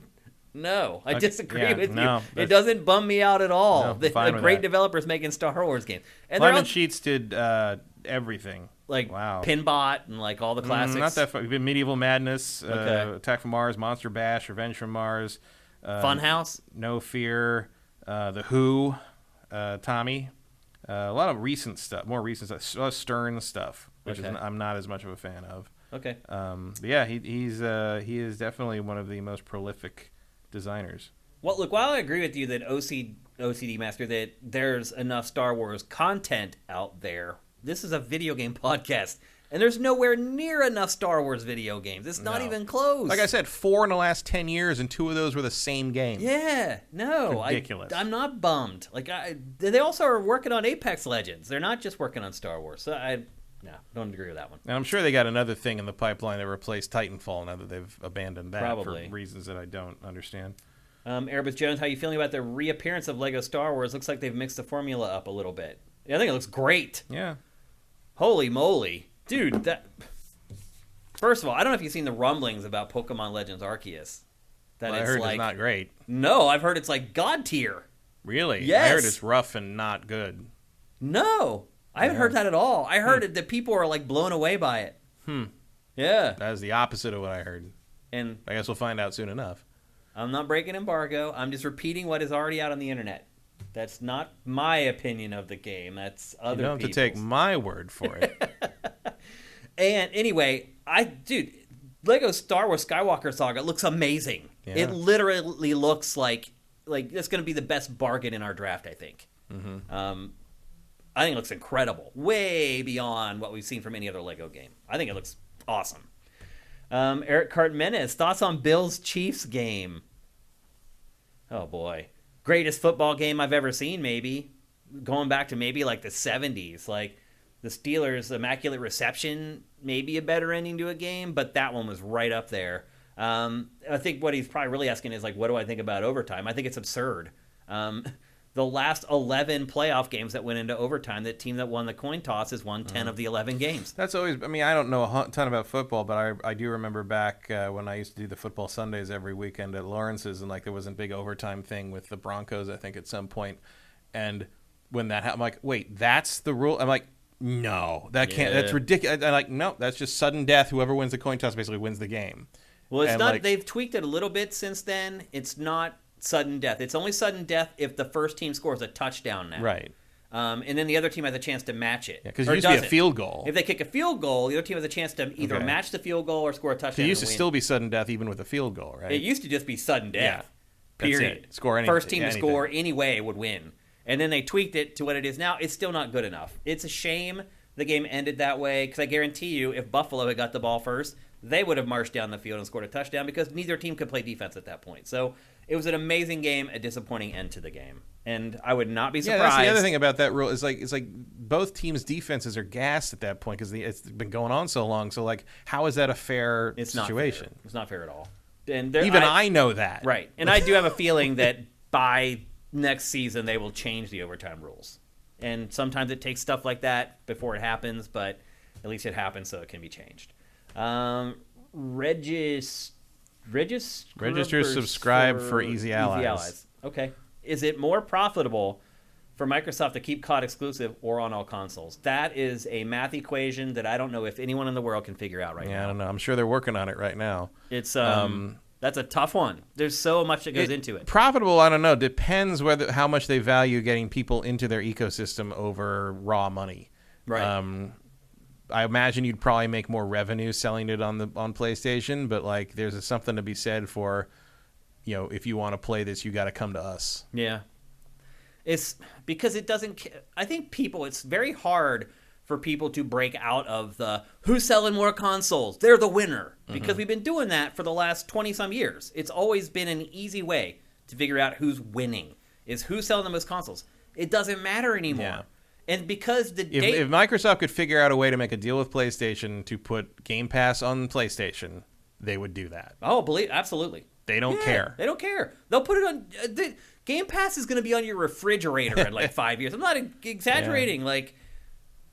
that's what it's all about now. So it's hard to measure like who's the winner, who's the loser, who's making more money, who's making less money, because all that information is now hidden from us. NPD doesn't have that information. Yeah. And NPD is becoming increasingly irrelevant by the day, even though we just did a whole segment based on it. Although I did like somebody pointed out, $70 billion for Activision, and so, I can't remember. It was Dan Amrick. I can't remember. It was somebody that's been in the press game forever, and back in the day. And he's like, I remember in 1992 when I started writing these things, the value of the whole industry was $6 billion. That wasn't that long ago. It was only worth $6 billion. No, that's only 15, 20 years ago. Yeah, although it's almost 30 years now. So crazy. Yeah. Well, what was is the same distance from today to 1970 as it was from 1970 to 1918? I know, dude. It's bizarre. Okay, let's get to a couple more questions before we go here. 10 years ago was 1990 to me, always. Like this stuff's always... Every time I say 10 years ago, I mean 1990, just so you know that. Oh, here's one from Ashes in the Hourglass. Just to diminish your worries, you should remember that It Takes Two was sold for... was it 30? I thought it was 40. I can't remember. Anyway, he's saying 30 was basically AA and sold... He's saying it sold 3 million. I did not see that number. That's better than I thought, 3 million. Still not great, though, for a game of the year. Ashes has been throwing out a lot of sales numbers during this conversation. It makes me wonder where he's getting them from. Yeah. But, yeah, where are you getting your data, Brad? I don't want to know. If you have access to MPD, just don't tell us and just keep giving us the data. Even Pachter won't give me MPD data anymore. I still have some. He used to give it to me. Not even for your birthday? Back in the Game Trailers days, he used to give me MPD data. And I still have some of those files that I just never got rid of because it has... The MPD report has data all the way back to the beginning of time. So ever since they started tracking video game sales, they have it. So it has like GBA sales numbers and GameCube sales numbers and N64 sales numbers. And so I just never got rid of it. But now it hasn't been updated in 7 years or whatever. So it doesn't have any of the new stuff in there. And he won't give it to me anymore. Sean. What does that mean? Sean. It's a famous glitch from Heavy Rain, from a playthrough on YouTube where. Then he says, "I liked Heavy Rain." Where he's screaming Sean at the end when Sean's in the drain or whatever. Yeah. It was a glitch where the character got stuck like saying that over and over through the entire cutscene, like the whole end of the game, while the bad guy's talking, and while the whole time he's just like Sean. Like between that and press X to Sean, like what was it? Yeah. Because that was the thing. I can't remember what that was. There was a press X to do something joke that Adam and I used to make all the time. Is the press X to show your condolences or whatever? That's Call of Duty. That's press F. Press F to show condolences or something like that. To pay condolences, to pay respects. Press F to pay respects. Yeah. Now there was a thing like press it because you're running around the mall at the beginning screaming for him. And it was like. Did it glitch? No, it was because it was press X to something. It was another name. It wasn't Sean. It was the first kid's name that gets abducted. I thought that was his son's Sean name. is the one that gets abducted at the end of the game. I thought Sean was his son's name. Yeah. There's another one that they lose at the beginning of the game. Press X to Jason. That was what. Press X to Jason. That was the joke. Okay. Minority Games. Do you think that with Bobby Kotick continuing to accrue riches, what does it say for the present state of the industry? It's not the gaming industry. It's just capitalism. I went through this actually on Ask Shane Anything, which was published today for our patrons. I talk about capitalism because I think a lot of people are getting angry over these deals. And they're trying to make it personal or make it related to game. It's not. It's just capitalism. It's the way it works. He's the CEO of a huge company that was just acquired. It's in his contract that if it's sold, he gets paid X amount of money. That's all it is. It doesn't say anything about the games industry. Yeah, it's nothing to do with the game industry. It's just it's everything's capitalism. like that. That's what it is. Like, love it or hate it, that's what it is. Happens all the time. Doesn't make it right, but it's just corporate culture. It's not game culture. Yeah. Noxiatornitis, did you see that Schreier reported Call of Duty comes to PlayStation for the next few years? I did not see that. That was earlier. Like somebody else said that when we were like right after we finished talking about it. Oh, really? So that just came out today at some point. Next 3 years, Call of Duty will be on PlayStation, which is probably where the contracts end. Probably. I think more like couple. But we'll see. Pretty sure Sitzer reported on it. Oh, it maybe, but I left after Vincent probably curated it after I left for the show. Favorite pie flavor, Matt? Key lime. I love key lime pie as well, but I think a banana cream is my favorite. Ugh, no. You say that, but there's a restaurant. More for you. Have you ever had the banana cream pie at Apple Pan? No, but I don't. I think it would change your opinion of it. It would not. What do you not like, the bananas? Yeah. It's very thin I also don't layer. like cream very much. Really? Okay. I like banana cream, but I'll eat any kind of pie. I'm not picky. They're all good. As long as they don't have any nuts, because I'm allergic to nuts, right? I'll eat it. Yeah, no pecan pie for you. Yep. They're saying they saw it on Reset Era. Veritas says Reset Era isn't a source. Yeah. LOL. I'd agree with that one. X to pay respects people are putting in here. Yep. Just Google what it takes to 3 million. Okay. F to pay respects. Yep. Still not a lot. Commander Fett, do you think that the federal government should break up big companies like Microsoft and Amazon since they are able to bully markets due to their other parts of the company making excess money? Example would be Xbox and Windows being separate companies. I don't think Microsoft qualifies there. Amazon does. Amazon has way too much control over things. Yeah. Microsoft doesn't really. If Microsoft could do that, they wouldn't have been in third place for the last. They just got their asses kicked for the last 7 years. I mean, maybe you can make the argument in terms of operating systems, but I don't think Xbox has that kind of pull at all, and maybe has never had it. Yeah. JM Rain. This is our last one for the day because JM Rain's the man. I saw him earlier flooding the chat with free subscriptions. Thank you, man. What is up with the Silent Hill game you have commented is in development? No news. Yeah, no news. Fine question. Notice we still haven't heard anything about Kojima's new game. Although, I mean, Del Toro dropped a little thing about Silent Hill at the Game Awards, but that's all we've seen. Who knows? What did he say? He said something about, Silent Hill, I hope we get another Silent Hill at some point. During his little, video recording thing. But nothing along the lines nothing of, like it's coming or it's anything. Coming. I'm working on it. No, but he's like, oh, that's a weird thing to suddenly bring up out of nowhere, Guillermo. Yeah. But, I mean, as far as I know, it's in, who knows? We may never see it. Who knows what Konami's doing? Yeah. But there's been a lot of smoke there, I'll tell you that much. It's coming. Something's coming. They're just waiting for the right time to announce it. We'll hear about it soon. COVID probably didn't help. Yeah, COVID didn't help. The fact that E3's been a dumpster fire for the last couple years hasn't helped. Not that Konami really went to those. Yeah, but that's still the time where you would if you had a partner, your partner would push to kind of announce the stuff. Yeah. It's coming. We'll learn about it. I don't think it'll be all that long until we hear something about Silent Hill. So that's it, I think.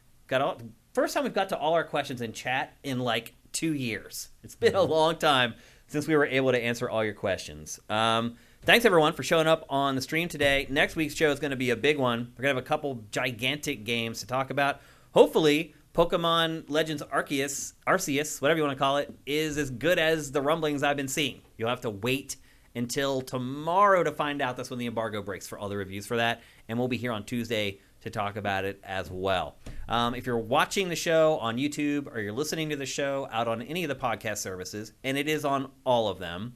Also, if you're a YouTube viewer who would prefer to listen to it, maybe when you're driving to work or during your commute or whatever, GameFace is on all the major podcast services. Google Podcasts, Apple Podcasts, Spotify, iHeartRadio, Stitcher, we're everywhere.